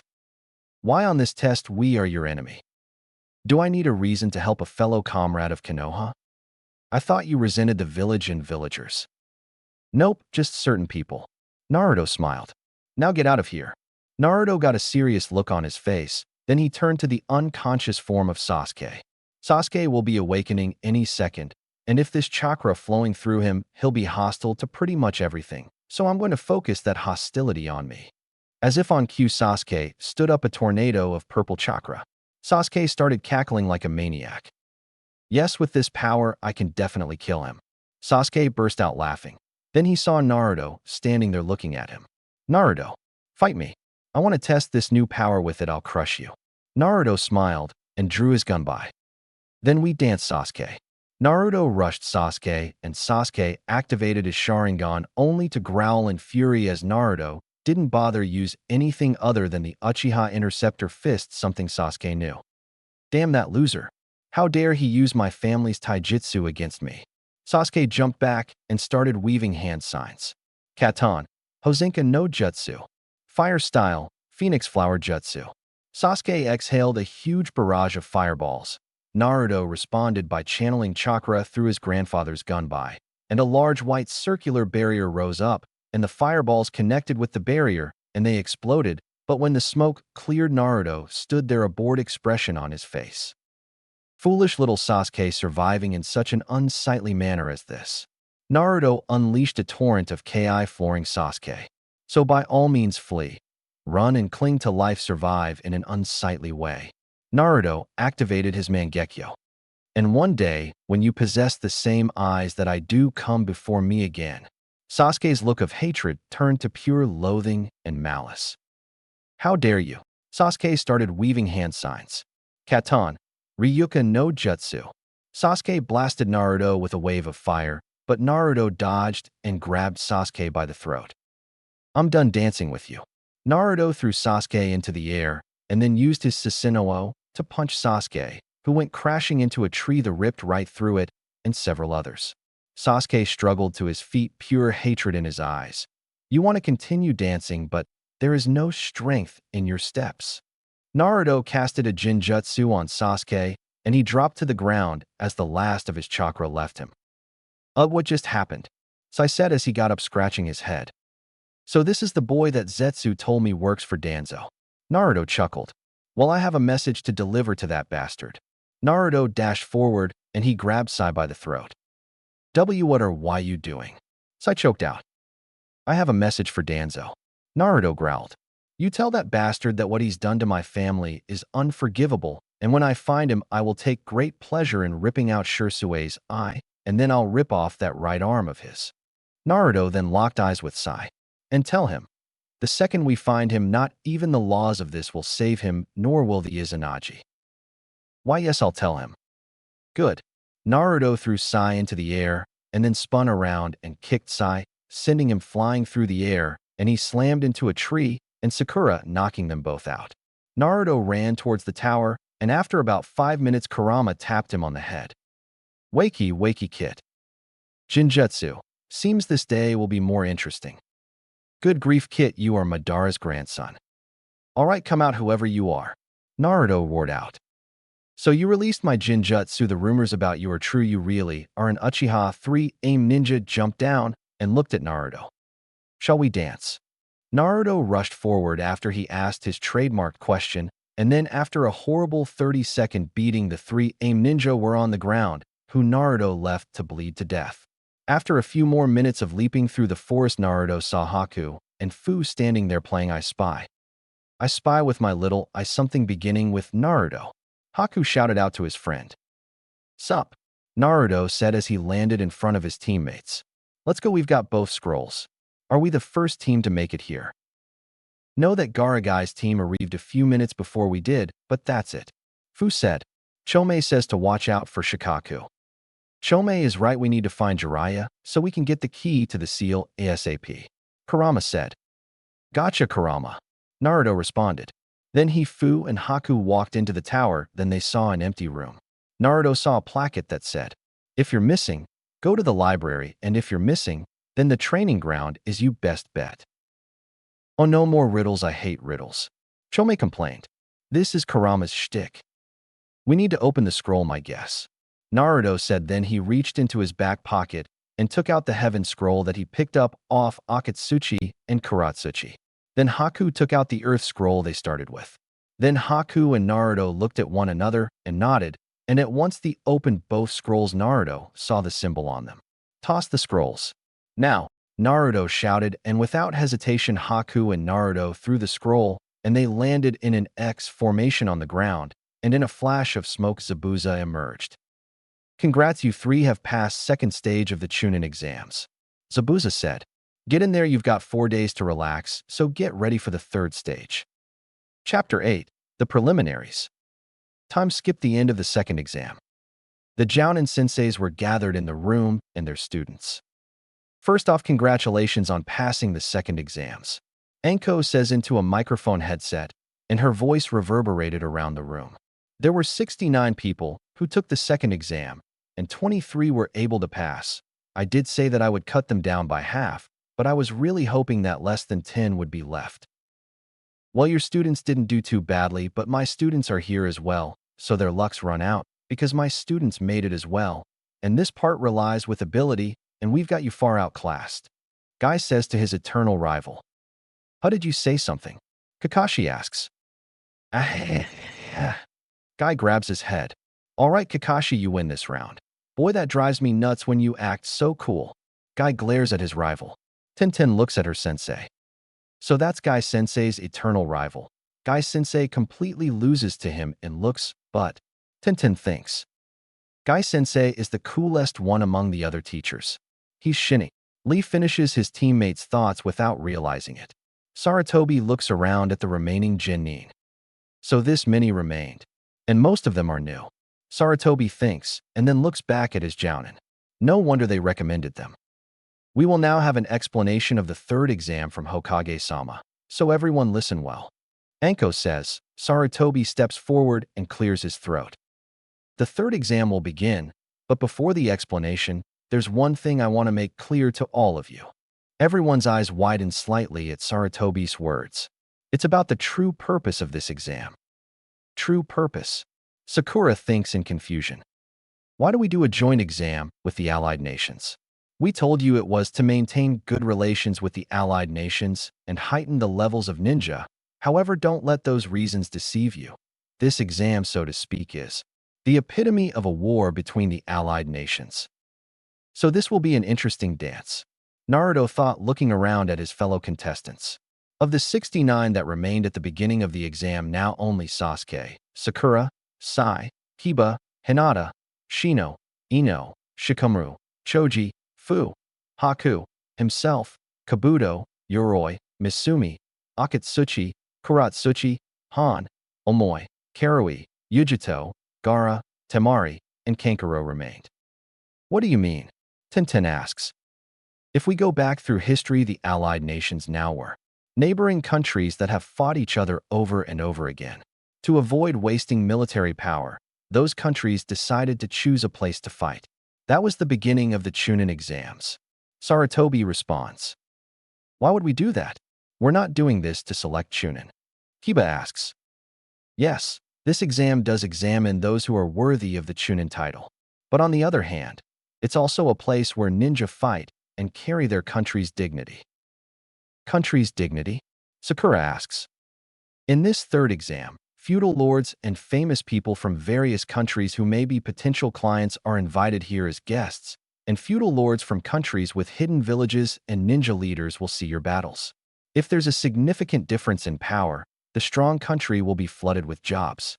If a country is seen as weak, their jobs will decrease, and at the same time, countries are able to show how their village has grown and possess excellent military power to the adjacent countries. In other words, they can put foreign pressure on them. So why do we have to fight with the risk of losing our lives? Kiba asks. A country's power is the village's power, a village's power is the ninja's power, and a ninja's true power is only born in life or death battle. This exam is also a place to show off the ninja power of one's country. Since this is an exam where you fight with your life on the line, it has a meaning, and your predecessors have fought and dreamed of being in the Chunin exam because of it. But why do you say it is to promote good relations? Tenten asks. I told you at the beginning to not get it confused with that. The custom of shaving one's life and fight to maintain balance. That is the good relation in the world of ninja. This is a life or death battle for your dream and village's dignity. So that's it, Naruto says as he nods. I don't care. Gaara says. Tell us the details of this life or death exam. Then I will now begin the explanation of the third exam, but just then a ninja jumped down in a kneeling position. He had short brown hair and dark markings under his eyes. Even though he was a young man, he had pronounced lines under his eyes as well as an unexplained chronic cough that plagued him. He wore the standard Konoha shinobi outfit complete with a forehead protector that he wore as a bandana, flak jacket, and regular shinobi sandals. He also carried a katana with a rectangular handguard strapped over his back. Excuse me, Hokage-sama. I hate Gecko. The judge will explain. Hate says. Please do. Sarutobi responds. Everyone, it's nice to meet you. Everyone, before the third exam. There's something I want you to do. Hate starts coughing a bit. Fight in some preliminary matches to see who gets to advance the third exam's main battle. Preliminary matches? Sakura wonders in confusion. Preliminary matches? What do you mean? Shikamaru shouts out. Sensei, I don't understand what you mean by preliminary matches. Sakura says with an I'm-lost look on her face. Why can't we just start the third exam with the remaining examinees? Use your brain, Sakura. It must have been because the first and second exams were too easy. I don't know. But there are too many examinees left. According to Chunin exam regulations, we must decrease the number of participants for the third exam. Hinata snaps. Oh, come on. Sakura whines. As previously mentioned by Hinata, there are many guests for the third exam, so we can't have a lot of matches. We are limited on time as well, so those who aren't feeling well. Hate starts coughing again. Excuse me. If anyone wants to quit after hearing the explanation, please let me know. Otherwise, the preliminary matches will begin immediately. Immediately, Kiba calls out. But we just threw the second exam. Ino whines. What a drag. Shikamaru says. What? What about my meal? Choji asks. Oh, I forgot to mention this, but you will have one-on-one matches from here on out, so please withdraw if you wish. I'm not going to withdraw. Sasuke thinks. Just then Kabuto raises his hand. What is it? Sarutobi asks. I'll quit. Kabuto responds. That confirms that he's only here to gather info for the invasion.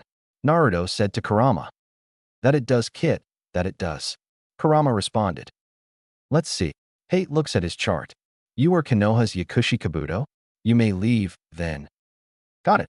Kabuto responds and walks out. I've seen him a few times. Sarutobi says to his jounin. I believe he retired during the main exam last time, too. What is he thinking? Anko, Ibiki says. Right away. Anko responds. Yakushi Kabuto.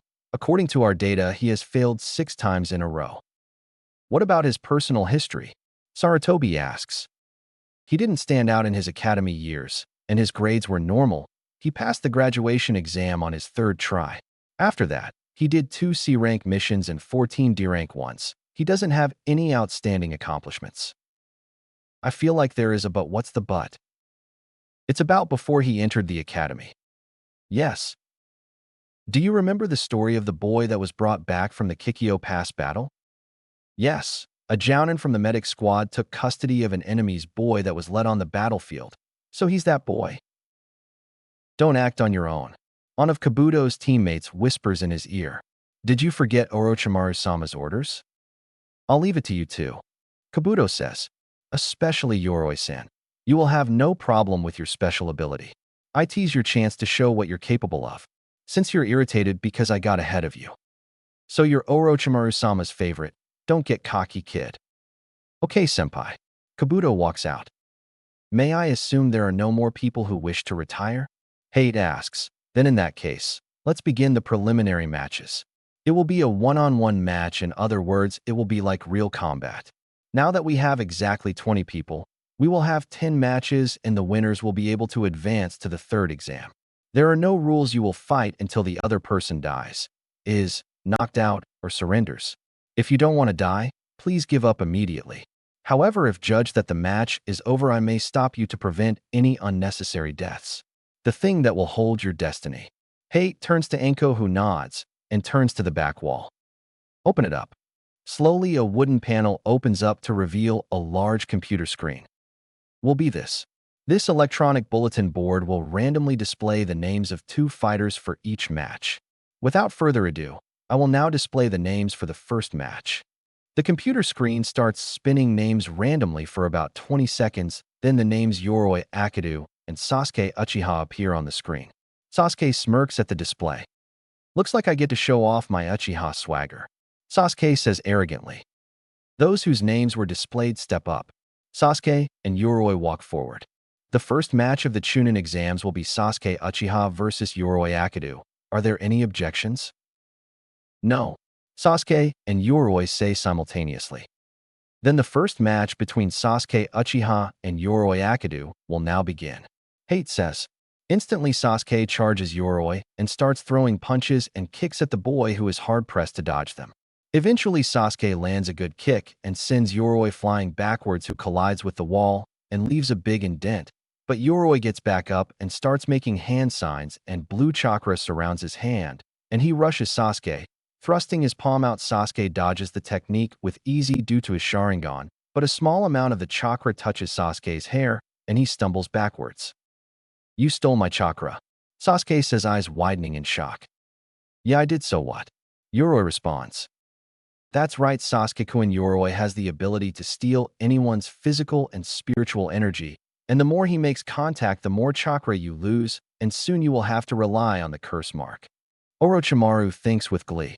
Yoroi starts throwing more and more punches, and while Sasuke dodges most of them, some of them connect, and Sasuke's chakra is drained to the point where it becomes difficult to maintain his Sharingan. "Damn, the longer this match drags on, the more of my chakra is lost. I have no choice. I have to end this now," Sasuke thinks in desperation, looking around at his fellow Konoha ninja. What to do? What to do? Then his eyes land on Lee. Of course, Sasuke's eyes light up with glee, then Sasuke vanishes, and then reappears right in front of Yoroi and kicks him in the chin, sending him flying into the air. Then Sasuke vanishes and reappears right underneath Yoroi. "Okay, I admit I kind of borrowed the last move, but from here on in it's all original." Dancing Konoha Shadow? Yoroi says fearfully. Sasuke throws a kick to Yoroi's right rib cage, which he blocks. "Ha, don't underestimate me." But Sasuke smirks and starts to flip around, but suddenly the curse mark spread over his body flips around and smashes his left fist into Yoroi's throat. Sasuke falls faster, shouting out, "Come back here." He throws another punch into Yoroi's stomach. "I'm not done yet." Sasuke throws an axe kick into Yoroi's stomach. Sure, Rinnegan. Lion's Barrage. Yoroi collapses unconscious. Hate walks over and kneels down and says, "Well, this one's had it." Then he gets back up. "I'm declaring this match over as the winner of this preliminary round. Sasuke Uchiha advances to the finals." Sasuke gets up, but collapsed in pain, clutching his shoulder where the curse mark was. Just then Kakashi shins down and grabs Sasuke. "Let's get that mark of yours sealed up." Kakashi and Sasuke shined out. "Okay, then let's begin with the second match." Hate says. The screen flashes up two names, Shino Aburame and Akatsuchi. Will both contestants step forward? Shino and Akatsuchi. "If we fight, then you'll lose," Shino said to Akatsuchi. "I, in the name of Sandame Tsuchikage-sama Ryatenbin no Anoki, I will defeat you." Akatsuchi started weaving hand signs. Doton, Garimu no Jutsu. Earth Style, Golem Jutsu. Akatsuchi spits out a rock golem at Shino, who dodged it, and sent a swarm of insects at Akatsuchi, and they wrapped around Akatsuchi. Doton, Kajugan no Jutsu. Earth Style, Weighted Boulder Jutsu. The insects dropped to the ground, unable to sustain themselves. "Interesting, you used your chakra to make my Kikichu unable to fly or move. However, you've used up half your chakra, and the more my Kikichu attack you, the more chakra you'll lose. Even more chakra, sorry, but this match is over for you." "Not yet." Akatsuchi started weaving hand signs when suddenly Akatsuchi clutched his arms. "What the hell did you do to me?" "When those insects swarmed your skin and you increased their weight, they had invisible nano-sized insects that attack the cells. They are poisonous. Surrender, and I'll retract the insects. If you don't, you'll never live to see tomorrow." "Fine, I give up," Akatsuchi said shamefully. Shino walked forward and touched Akatsuchi's arm, and the purple on his body retracted. "Winner of the second match, Shino Aburame," Hate said. Then Shino and Akatsuchi walked back up to the balcony. In the stands, Lee looks at Neji. "Who is he, Neji?" Lee asks. Neji walks to the left a bit and makes the hand signs: hare, rat, dog, horse, dog, hare, rat, boar with nearly straightened fingers, and snake with the right index finger lifted straight up. "Byakugan," Neji says as his dojutsu activates. Neji stares at Shino for a minute, then rails back in shock. "What a guy. I would understand if he summoned those bugs with a technique, but he lets the bugs live inside of him." Rock Lee's eyes widen in shock. "What did you say?" "He must be a part of the clan in Konoha that controls bugs," Guy says in a serious tone. "I've heard of it before," Neji says. "The story of the clan that lends their body as a nest to bugs upon birth and uses them to fight. They control the bugs with their minds and let the bugs battle for them. In exchange, they give their own chakra as food to the bugs." Shino starts walking back towards the stairs. So he is the successor to that clan. Lee says, now for the next match. Hate said, and the screen started spinning again, and then it turned out two names, Sabaku no Kankuro and Naruto Uchiha. For the fourth match, Sabaku no Kankuro and Naruto Uchiha. Crap, oh crap, oh crap, oh crap, crap, crap. Kankuro swore in his head. Well then I'll dance. Naruto jumped down and looked at his opponent with a cold, merciless expression. Better him than me. Shikamaru thought as he remembered how fast Naruto had decimated the sound team in seconds. Naruto held up one of his hands with 5 fingers extended. What's that, how many seconds until you give up? Kankuro asked arrogantly. No, Naruto said calmly. That's how many moves it will take to defeat you. Naruto activated his Sharingan. Bring it. Kankuro roared, and instantly Naruto vanished. And when he reappeared, he had his palm through Kankuro's chest. Kankuro had a shocked look on his face. Raikiri, Naruto said calmly as lightning was covering his palm. Kankuro smiled and grabbed Naruto, whose eyes widened slightly. Gotcha! Kankuro sprung out from the wrappings on Kankuro back, reveling it to be his puppet, Crow. Let's see you kill me now that you're in Crow's grip. Dai Uchiha. At a twitch of his fingers, a flurry of blades pierced Naruto from every conceivable angle. You're dead.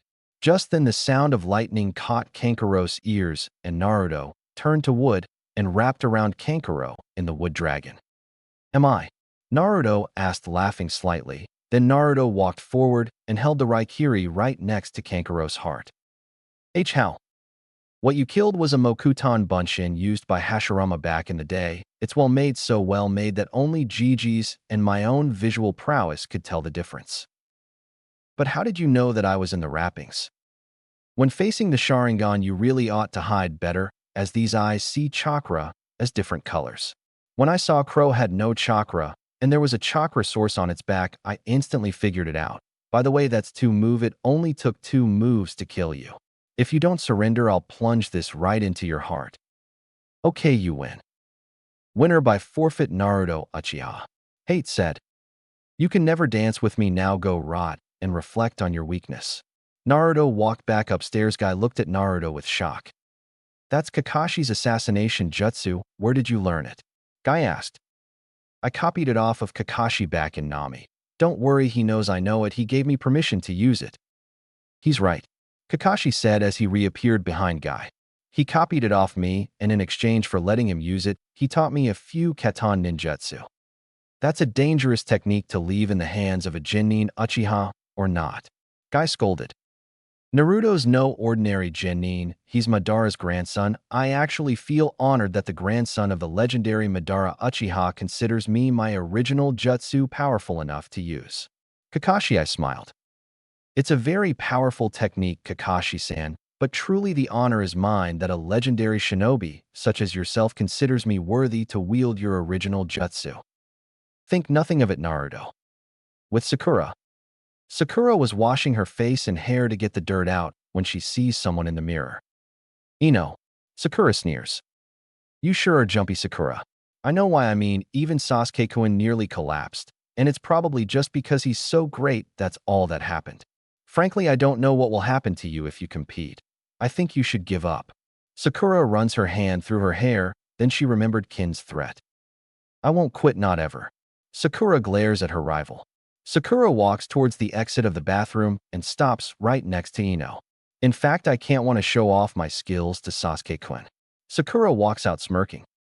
Shinaro, bring it on. Inner Sakura roars. All right, now for the 4th match of the Chunin exams. Hate coughs. The electronic board starts spinning names again.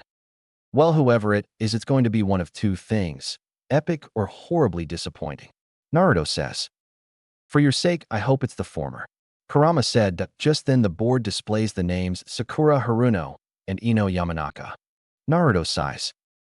Well, this is going to be one of those horribly disappointing matches. 2 fangirls bickering over my emo cousin. The 4th match will be between Sakura Haruno and Ino Yamanaka. Hate says, and both girls make their way down to the arena. Sakura and Ino look at one another, determination burning in their eyes. Sakura's and Ino's match proceeds just as canon, But instead of Naruto shouting the encouragements, it was Lee and Naruto didn't really say shit during the match. Wow, was that disappointing? Yujito says. Tell me about those two wouldn't last 3 minutes on a real mission if their comrades' lives depended on them. Karui said. Well, if you or Miss Two dance with me, it'll prove for an exciting match. Naruto said from right behind them. Holy crap, where did you come from? Yujito shouted. I've been here the whole time, not my fault you didn't notice me. Just then the screen started spinning again, and then two more names popped up. Temari and Tenten. It's time for the 5th match. Hate says. The electronic board starts spinning with names again, then lands on Tenten and Temari, and they both walk downstairs and stand in front of each other. I am so ready after watching that last match. I have to redeem the Kunoichi name. Tenten thinks. I will show the true power of Kunoichi. Temari thinks, looking at Tenten. A/N. The match proceeds as canon. Whoa, and I thought Hinata was vicious. Kiba said. Now for the 6th match of the Chunin exams. Hate said, then the computer spun again, and the names. Kuratsuchi and Misumi Tsurugu. Hate looked at the board. Kuratsuchi and Misumi Tsurugu. I'm sure you know my power, so I'll give you this one chance. Kuratsuchi said. Give up, or you're dead, Konoha scum. You're sure cocky for someone from a village who got their asses kicked by Yandame-sama. Why you? Kuratsuchi shouted, infuriated. Let the 6th match begin. Kuratsuchi jumped into the air and clapped her hands together again. Jin-tun, Jinkai Hikuri no Jutsu. Kuratsuchi shot her jutsu at Misumi, and he was instantly disintegrated. Winner by fatal blow, Kuratsuchi. Shortest match ever. That took what, all of 3 seconds. Note to self, Master Jikuken no Ninjutsu. What about the Hiroshin, your father's jutsu? Oh, that'll be fun to learn. I can't wait to see the look on Anoki's face when I pull that out in the finals. Any ideas on how you're going to get it? Wouldn't put it past Dad to leave it a blood scroll. I'll ask the old man after the exams. Also, you might want to find Jiraiya. We need that key. Yeah, I know Kurama, but where do I find him? If I know that pervert as much as Kushina did, then he'll be at Hot Spring. Go after these matches and find him. Gotcha, Kurama. Naruto looked at the computer, and it displayed 2 more names. Fu and Haku. Fu and Haku looked at one another. Well, this will prove to be an interesting match. Haku said to Fu. That it will. Fu responded. For the 7th match, Haku Momochi versus Fu. Hate said. Fu and Haku walked down into the arena. I know all your tricks, Fu. Haku said. But so do I, Haku, so don't think for a second you have the advantage. Then let's fight. Haku and Fu charged one another and started throwing punches and kicks. Eventually, Haku and Fu jumped back, and they both started weaving hand signs. Hayaton, Hyoryu, no Jutsu.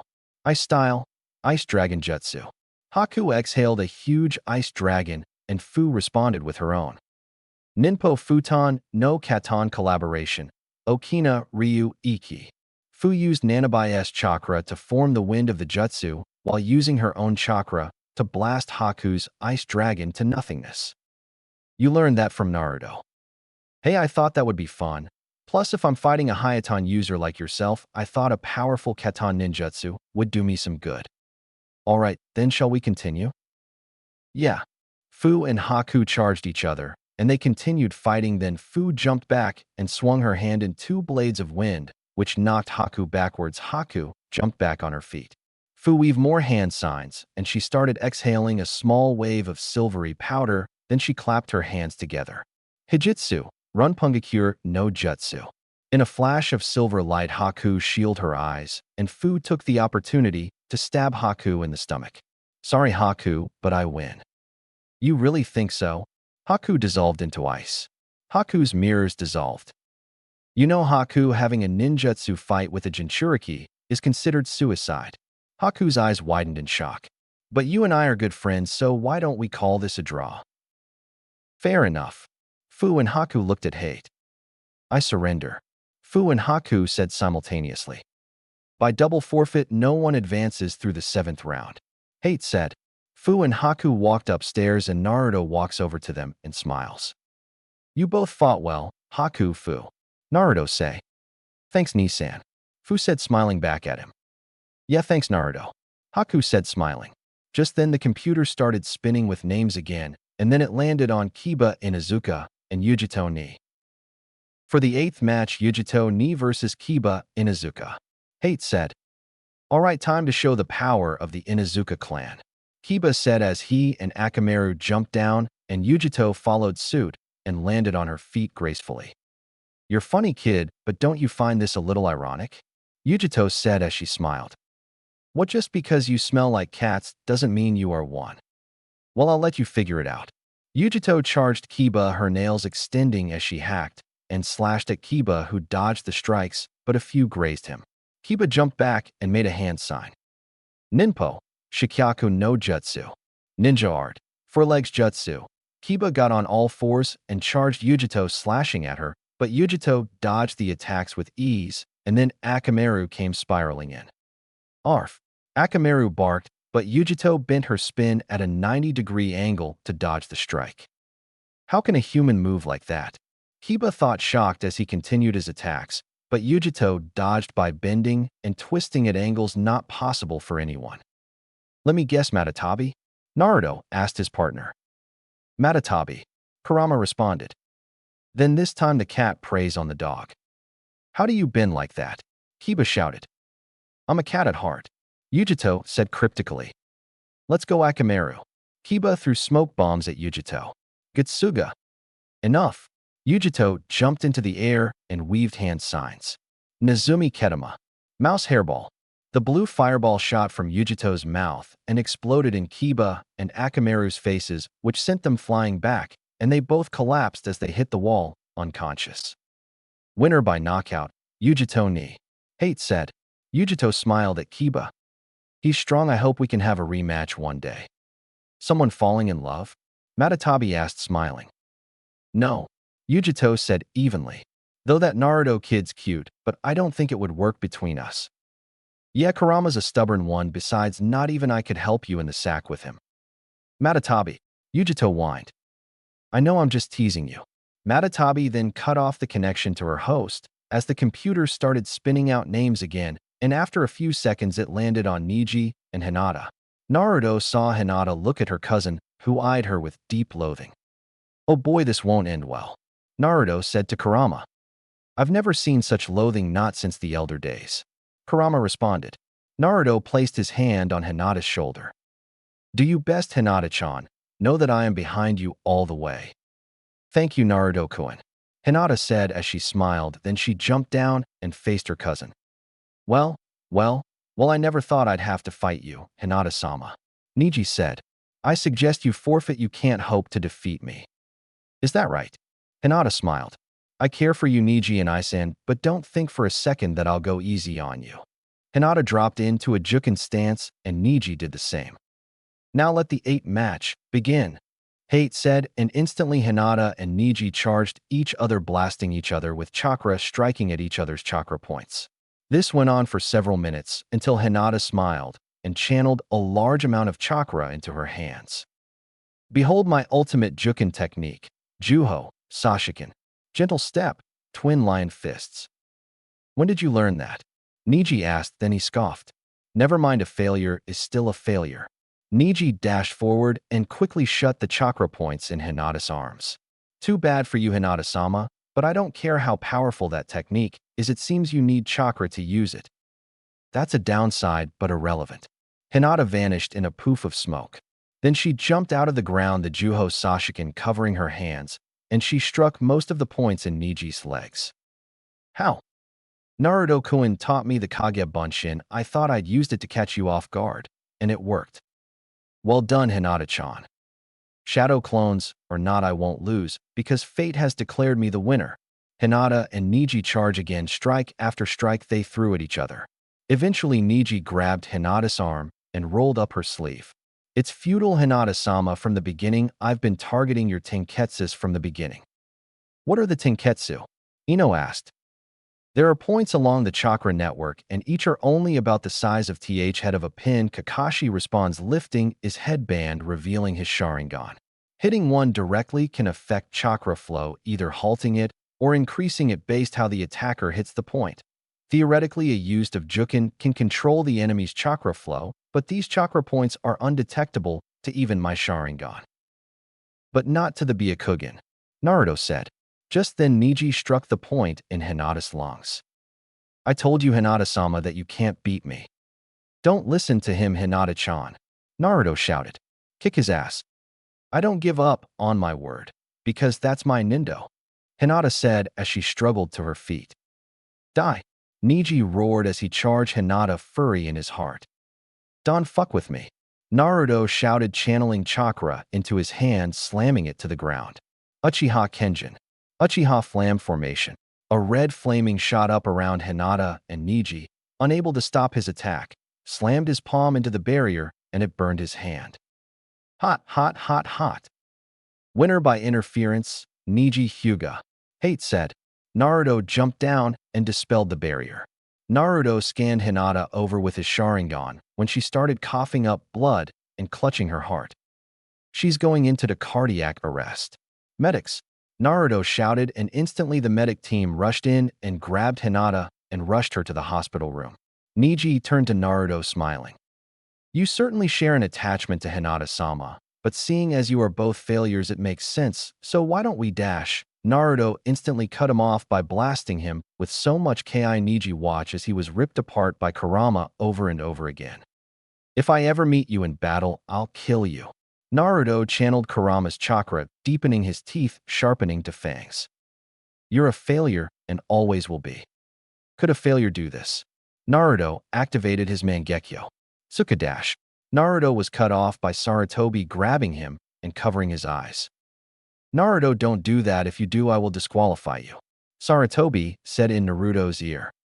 But Gigi, I understand your rage, but save it for the finals. Fine, but even if I don't fight him in the finals, I'll still make him suffer. Naruto turned away and walked back to the stands.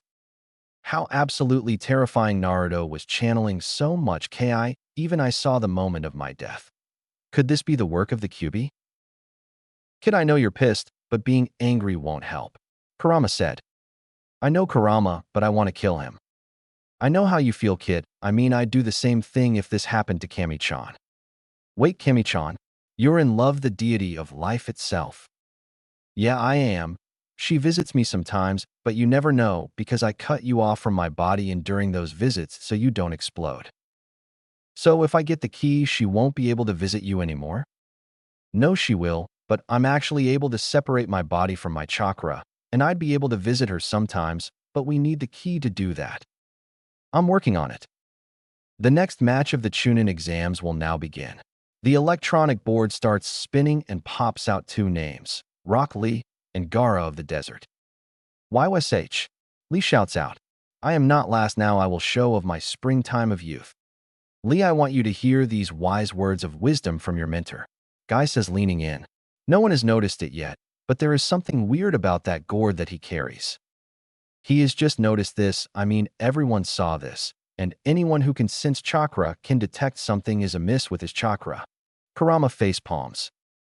Hey, at least he is trying, Naruto says half-heartedly. Lee jumps down and Gaara shunsins down and faces Lee.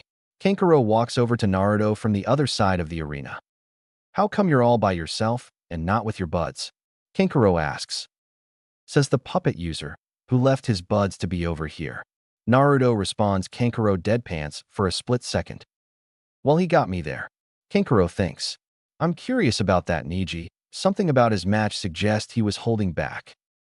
Just shut up, Naruto said. I'm pissed as it is. If you anger me anymore, I'll kill you. Kankuro wisely shut up and turned to the match. Impatient are we, Lee says, and he opens his fist to reveal Gaara's cork for his sand gourd, which had launched from his gourd a couple of seconds ago. Then he lets it drop to the floor. Gaara doesn't respond, and he just stares at Lee. All right, when you're ready. Begin. Hate says. Lee charges and takes a crack at him, calling out. Konoha Senpu. Gaara does nothing as the sand moves to block the first kick and repels him onto his butt. Lee sees the sand coming at him. He rolls back, springs up on his hands, and backflips once and skids back to where he started on the floor. Gaara does nothing as the sand returns to the gourd. Even as fast as Lee is, he can't get anywhere near him. Sasuke says in shock. The sand, He's using it as a shield? Naruto looks at Kankuro. He isn't doing it, the sand is doing it of its own accord. That's why Gaara's never been injured, no one's been able to get at him, no one's even been able to touch him. Well, that's interesting, Naruto thought. So a sand manipulating jutsu, huh? That won't be easy getting around. But nothing ventured, anything gained. Lee charges again, takes another try with 4 kicks and 4 punches, but Gaara's sand blocks all of them. Then sand comes at him again. This time, he draws a kunai from his holster and parries the sand via cutting into it. Then he notices the sand regrouping. He backs away, jumps up, launches a couple shuriken. Gaara still isn't moving as the sand gathers to form a circle around him. Blast it! He didn't even budge, and how in Kami's name is he doing that? He isn't even moving a muscle. I hope that isn't all to your little show. After all, it's not a show if there isn't enough blood. Lee sees the sand coming towards him. He jumps to dodge, but he misjudges the sand, and it catches his ankle. Gaara does nothing as the sand slams Lee against a wall, and as the sand charges him, Lee recovers and dodges the sand, and tries again to nail Gaara. I don't get it, Sakura says. He is only using taijutsu, why doesn't he get some distance and use ninjutsu? Yes, that would be a good idea, that is if he had any. Guy says, Lee has no ninjutsu or jinjutsu skills at all. You're kidding. Oh, that's nothing, you should have seen him when we first met, no talent whatsoever. Really? I can't believe it. Lee starts doing backflips to avoid the sand's assault, but falls on his side because the sand shoots beneath his feet, and Gaara does nothing again as his sand moves in for the kill. Sakura and Ino as well as several other flinch as they think Gaara killed Lee. It's over. Shikamaru flinches, but then everyone notices that Lee dodged that by one cannonball flip onto the big statue hand sign for the ram. Gaara and Lee glare at one another. A ninja who can neither do ninjutsu or jinjutsu is certainly a rarity. Guy says, Lee has only his taijutsu to rely on. Some might consider that a disadvantage, but that's what makes him a winner. All right, Lee, drop them. But, Sensei, you stated that was only as a last resort if the lives of precious people are at stake. Lee responds, that's true, I did, and normally I'd stand fast to that. But this is an exception. Lee looks shocked. Really? Guy nods. He moves his orange leg warmers up to reveal his leg weights. How are those? Ino asks.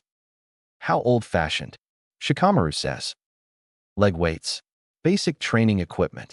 Kakashi thinks, looking at Guy in mild curiosity. This ought to be good. Naruto says. More like totally lame. Kankuro says. Lee takes his weights off. Ah, that is better, now I will be able to move freely. Lee says, then he drops the weights. Come on, you really think that you'll be able to get around Gaara's sand defenses just by dropping a couple of pounds of weight? Temari thinks smugly. That's when Lee's weights collide with the ground, causing a huge explosion of debris. Oh, my God. Sakura thinks, the overly anime reaction shot face. Naruto widens an eye at the display. So he wears weights too, interesting. Naruto thinks, impressed. Guy, you are too much. Kakashi thinks, grabbing his mask. All right. Guy calls out to his student. Now go. Yes, sir. Lee calls out A/, everything between point A, the dropping of the weights, and the point B, after the second direct hit, is canon to the anime. Just then, everyone in the room notices Gaara's face is falling off. He encased himself in sand. Things must be bad, I haven't seen that look on his face for a long time. Kankuro thinks, notes the crazed look on Gaara's face. I knew it, I sensed him getting more and more unstable as the Chunin exams progressed. Temari starts panicking. As I thought, his inner demon has been awakened. Baki thinks. Naruto observes the reaction of Gaara and decides to play dumb for a couple minutes. What the? All those hits, did any of them get through? Naruto asks. Nope, it's a rough equivalent of wearing a suit of armor. Kankuro responds. Is it possible to consider Gaara's sand armor to be a rough equivalent of the Susanoo? Naruto asks Kurama. That can be the case, but it is safe to assume that it takes a lot of chakra to keep that armor up, so it's an insult to call it that. Now, normally the shifting clouds of sand, that is the sand shield, would be enough to protect him, but in the event the shield is penetrated, the sand can be worn like armor. Kankuro continues.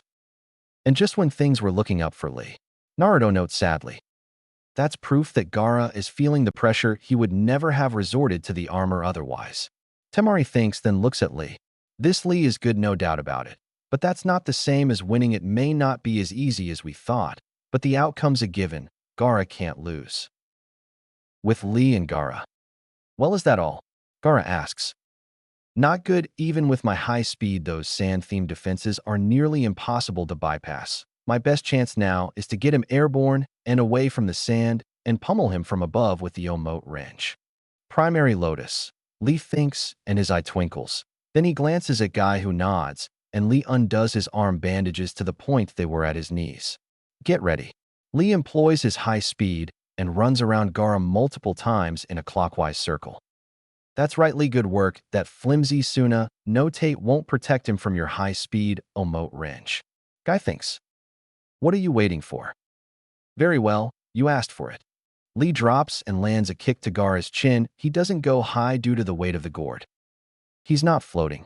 Sakura notes, remembering when Sasuke was almost on the receiving end of that attack. Try this. Lee proceeds to get him higher via more kicks. What an incredible series of kicks. Kakashi thinks. Even an ordinary Omote wrench puts an enormous strain on the body. Let alone this. You've got to finish it now, Lee. Guy clamps his hands to pray. Just then Gaara noticed Lee wincing in pain, and Gaara's skin cracked a bit more. Kakashi and Naruto's eyes widened slightly. Lee's bandages wrap around Gaara. Now take this. Lee calls out. They spin round and round until they are blurs. Omote wrench. Then comes the impact. The ground beneath Gaara is fractured, cracked, and destroyed. Lee lands on the ground, kneeling and breathing hard. It is over. I got him. Right on, Lee. Guy calls out. Amazing, he won. Kiba says. No, I don't believe it. Kankuro says in horror. You did it. Sakura shouts. Way to go, Lee. Is he? That guy isn't dead, is he? Shikamaru asks. Hate walks over to Gaara to see if he was still alive.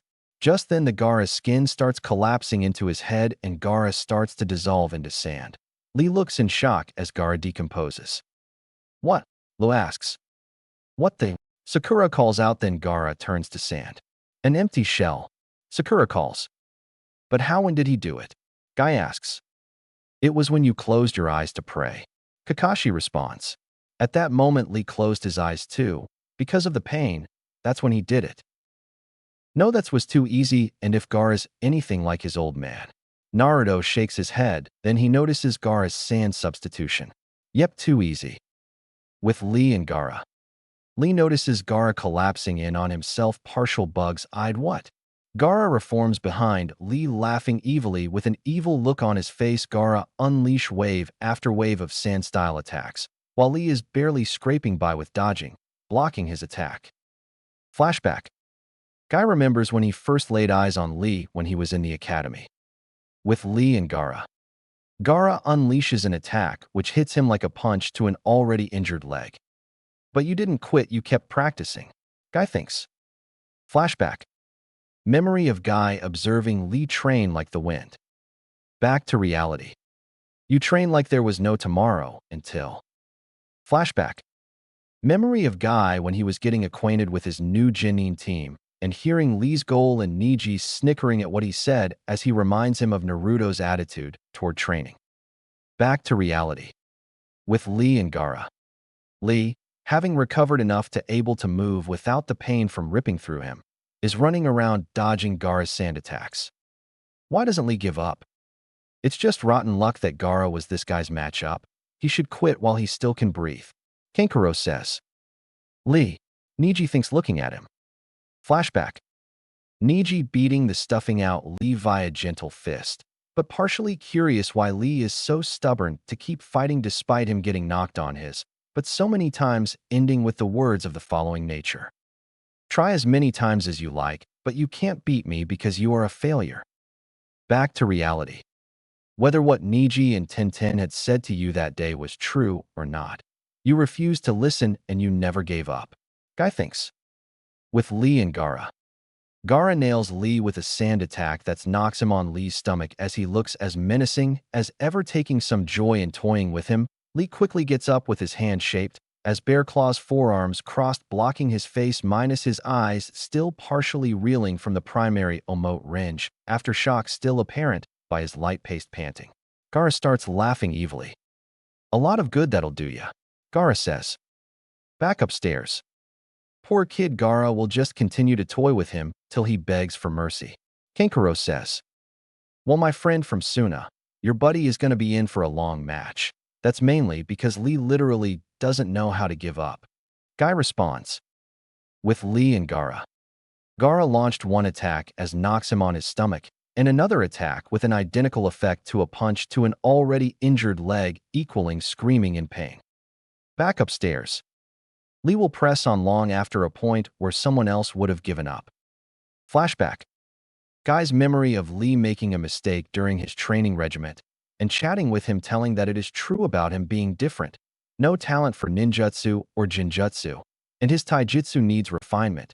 Mentions to Lee about him having a gift Niji is without one, not flashy like a dojutsu. But more important, and despite his encouraging words, Lee begins to doubt himself because he's 0 for 24 in matches against Niji, and he starts losing heart, and the memory switches to a nighttime scene.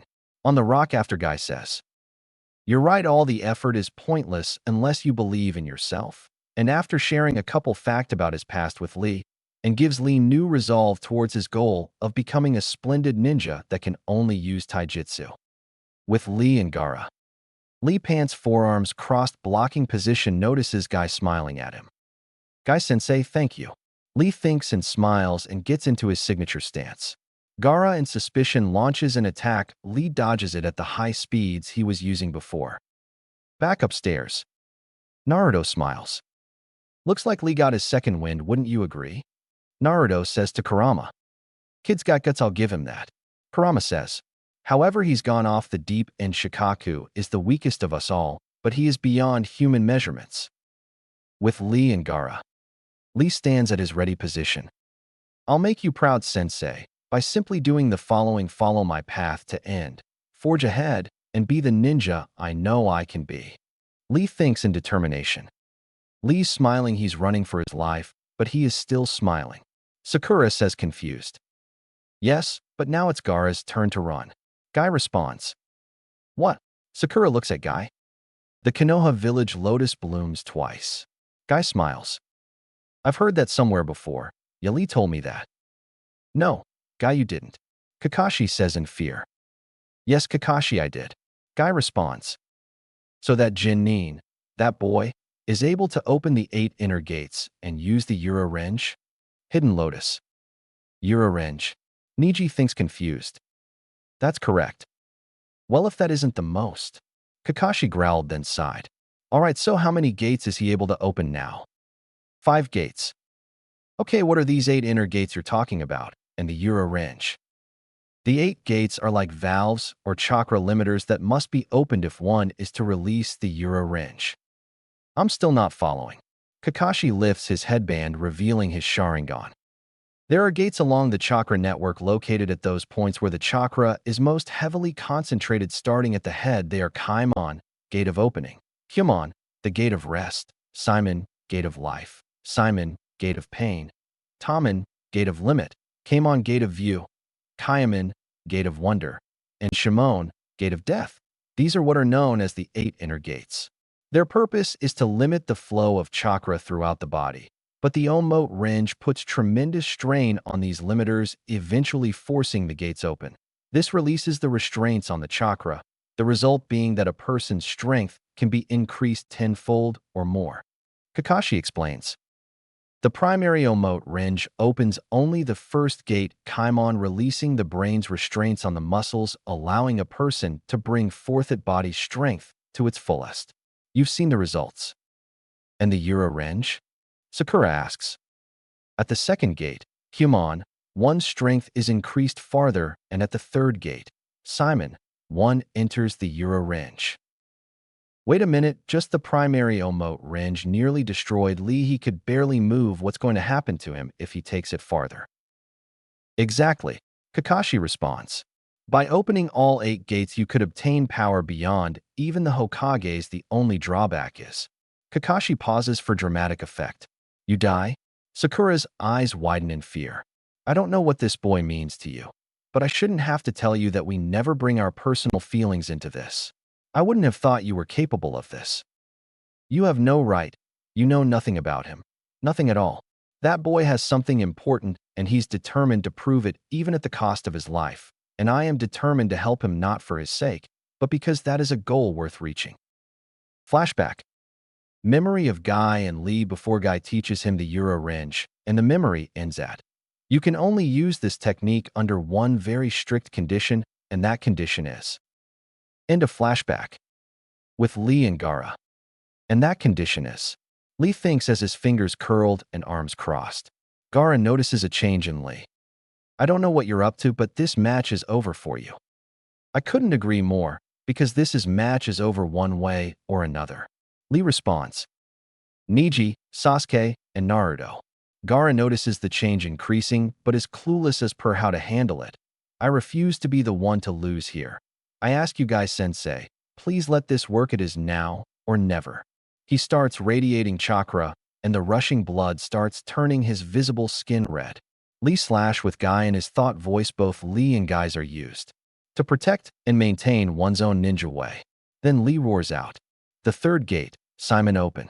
As the onlookers from above observe the match, look on at the genin whose chakra is now surging through him, some confused as per what's happening. Gaara look him. The third gate is open now, begins the Euro Range. Kakashi said. Yeah, you'd like that, wouldn't you? Guy said, slightly irritated at the cycloptic ninja Kakashi only looking at him in response. The fourth gate, Shomon open. Lee said. Okay, to open gates through sheer effort is no small feat. It's pretty safe to have him classified as a genius. Kakashi said, partially impressed. After a while of adapting to the new surge of power, Lee nearly crouched before moving. No sooner than when he moved, the ground exploded from the force of Lee's movements, and not 3/4 of a second later, Lee's foot meets Gaara's chin, but unlike last time, Lee's kick created an explosion of dust, stone, and partial bits of sand. All the onlookers had to start shielding their eyes. While this speed can be on par with Minato-sensei, only difference a lot quieter. Kakashi said as he picked a little speck out of his ear. Lee notices the Suna no Yoroi cracking. Kiss that sand armor goodbye as I tear it off you. Lee says, all the while moving at high speeds. For the duration of the match, Lee was batting Gaara around like a rag doll, all the while not letting him touch the ground. As tough as my armor is, it can't hold up against this pounding, Gaara said as he watched his armor crumble. One more, and we're done here, Lee said. Then he calls out. The fifth gate, Tommen, open. He lets gravity bring him down to Gaara. Lee passes a quick 1/16 second glance at Neji, then thinks. Well, Neji, count yourself lucky because you have a preview of what I have in store for you. And he proceeds to shoot towards Gaara, but surprises Gaara again when he pulls a speed-themed vanishing trick, nailing Gaara in the gut. And just when the surprise is gone, Lee had attached his bandage wrapping to Gaara's belt, and he pulls him as the sand drops to try and surround him. That's the beauty of the Euro Range. Since the user is employing taijutsu at speed so blinding, any defenses is rendered as useless as a dust bunny that nothing I've seen can block or defend against it, not even Neji or Gaara's Suna no Tate. Guy thinks watching his student attack. Now to end it, Lee said as he pulls Gaara towards him while throwing a punch and kick at Gaara, and then he roars out. Euro Range. Lee roars in pain as the negative effects of the Euro Range is felt in Lee's right arm and leg. A/N. The part where Lee's arm and leg is crushed and is saved by Guy is canon to the story. Gaara gets up with a bored look on his face. I'm done. He's done, Sakura asked. But the match was over for Lee the moment Guy interfered. The winner is. Hate, then hate stopped as he and everyone else saw Lee standing on his feet, his left arm and leg trembling. Lee, that's enough, Guy said, walking over to him. And in any case, you're in no condition to. Guy's eyes widened in shock, then he started crying. Lee, oh Lee, what have I done? Everyone looks in shock to see Lee is standing even while unconscious. Look at you, not even conscious, and still determined to show the world what you can do. Guy pulls Lee into a hug. He's out cold, nothing keeping him up but sheer willpower. Kakashi takes his forehead protector and covered his Sharingan. You've already proven it, Lee. You are a splendid ninja. The winner is Gaara, Hate said. I knew he couldn't beat Gaara, Temari said. Still, it was a lot tougher match than we thought. Kankuro thought. Naruto jumped down, and then he looked at Gaara, cold malice in his eyes. Ichibi, if you and I fight in the finals, I'll avenge Lee's pain tenfold. You might be strong, Ichibi, but you are nothing compared to the QB. Naruto said, unleashing a torrent of focused Ki. I'll kill you, Shikaku shouted in a blind fury. Shut up, Shikaku, you're nothing compared to me. I have 8 more tails than you, Kurama said, walking up from his nap. Rakuto no Jiji told us that one day we would learn true power. I know for a fact that this boy is the one Jiji was talking about. He is Madara's grandson. His is the true power among the 4 of us. Naruto worked and worked, shedding blood, sweat, and tears to earn his power. Fight him, and I guarantee you, and that Gaara kid will get your asses kicked. That is what annoys me the most about you, brother. You think that just because I have less tails than you, I'm weaker. You kind of are, Kurama said nonchalantly. Gaara, kill them. Gaara goes to unleash his sand when Naruto disappears in a murder of crows and then reappears in the stands. Calm yourself, Gaara. When we dance, I assure you, it will be one to remember. Naruto says. Then Gaara shunsins back up to the stands, and then the computer starts generating names, Kurui and Omoi. For the 10th match, Kurui versus Omoi. Hate said, and then Omoi and Kaori walk down the stairs and face one another. Well, this is gonna be fun. Naruto smiled to himself. 2 Kumo shinobi from the looks of things, both experts of Kenjutsu. This ought to be good. Kurama nodded, aligning his sight with Naruto's to watch the match. Begin, Hate said. Without hesitation, Karui and Omoi drew their blades and charged. Karui and Omoi struck blow after blow, neither of them yielding for a second. After 2 minutes of not landing a blow, Karui jumped back, and so did Omoi. Kumo Ryu Omotajiri. Cloud style, front beheading strike. Karui and Omoi shouted, and they charged each other, blades clashing again and again.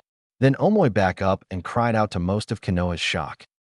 Mikazuki no Mai. Dance of the Crescent Moon. 3 Omois charged Karui, and she looked frantically between the 3 of them. Kumo Ryu Kinjiri. Cloud style, flame beheading.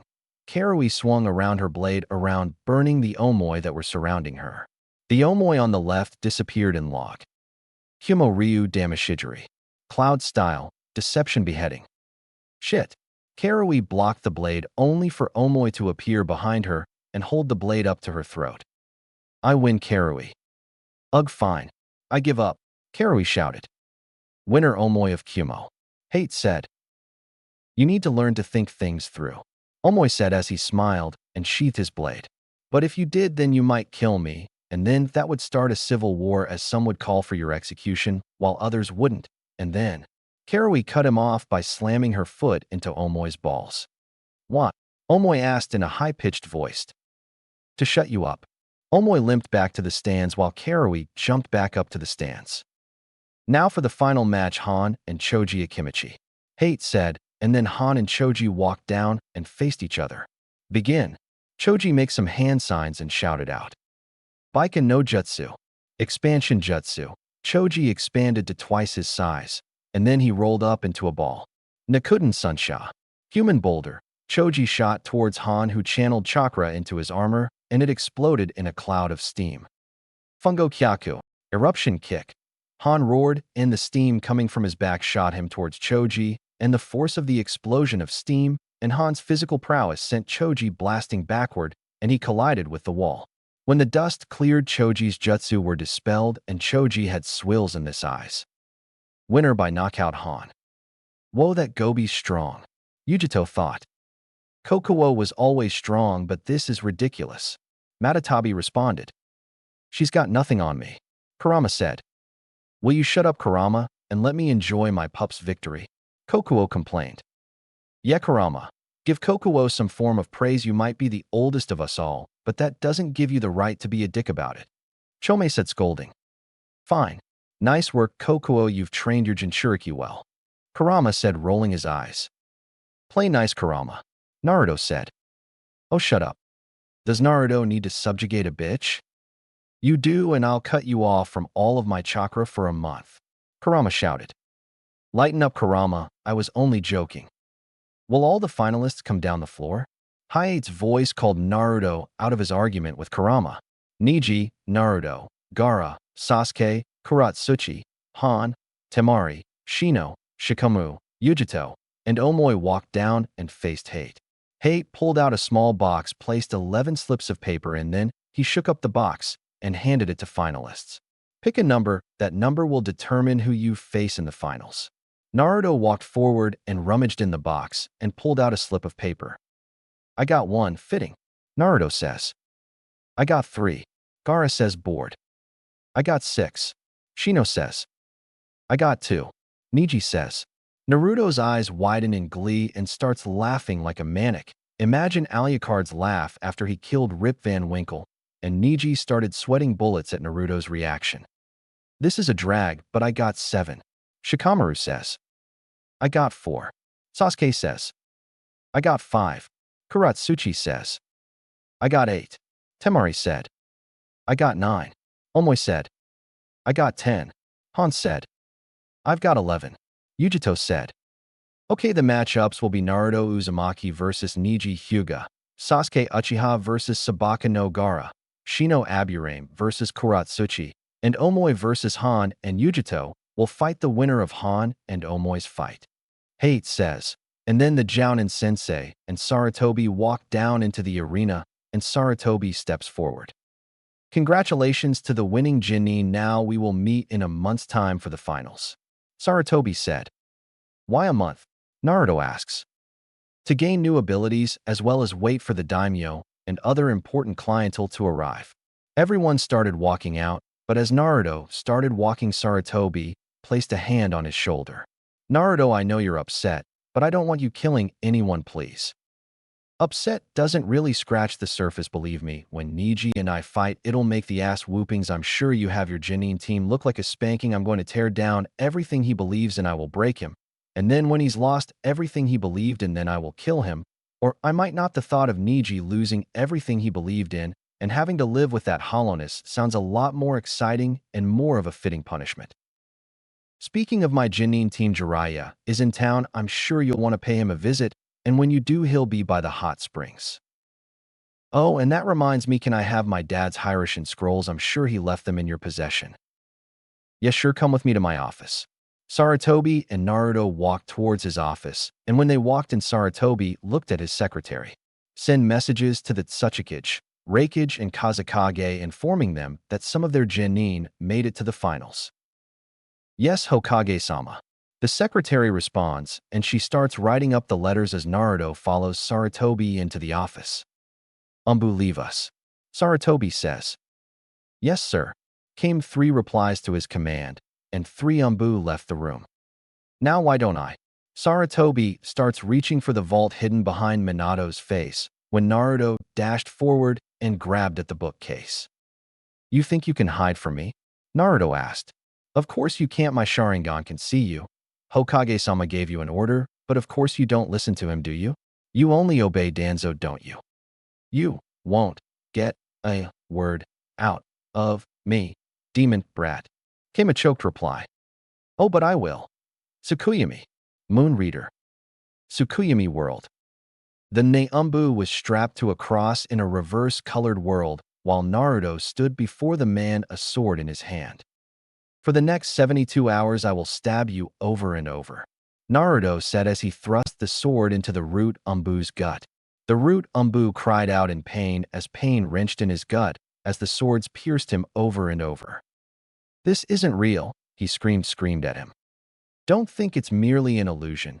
Your pain is no illusion, it's as real as any felt in reality. And as for getting in trouble, who will believe you? Here in Tsukuyami, time and space, even physical mass, I control them all. Naruto responds, thrusting the swords into the root Umbu's gut again, digging the blade into his stomach, increasing the pain as the one next to him does the same. How much time has passed? How long have I been here? 71 hours, 59 minutes, and 59 seconds to go. Impossible, only a single second has passed. I told you, time and space, even physical mass, I control them all. He and his clones thrust the swords piercing everywhere, causing me to scream in pain. The sky swirled again. When Naruto ended his jutsu, the root Umbu dropped to the ground, brain dead. Naruto, what did you do? This man was a member of Danzo's root who he sent to spy on you and coordinate movements based on your own, but even my kidnapping caught him off guard because I simple vanished. Not even the spy here could tell him more, but now's brain dead, but I suggest you were this. Naruto took out a small piece of paper and wrote the kanji for detect on it. This seal will detect any other seals in the immediate area, and all of Danzo's root have a special seal on their tongues that prevents them from telling anyone about Danzo's plans. But Tsukuyami, plus my own sealing prowess, loosened his lips, and I got a lot of info off this one.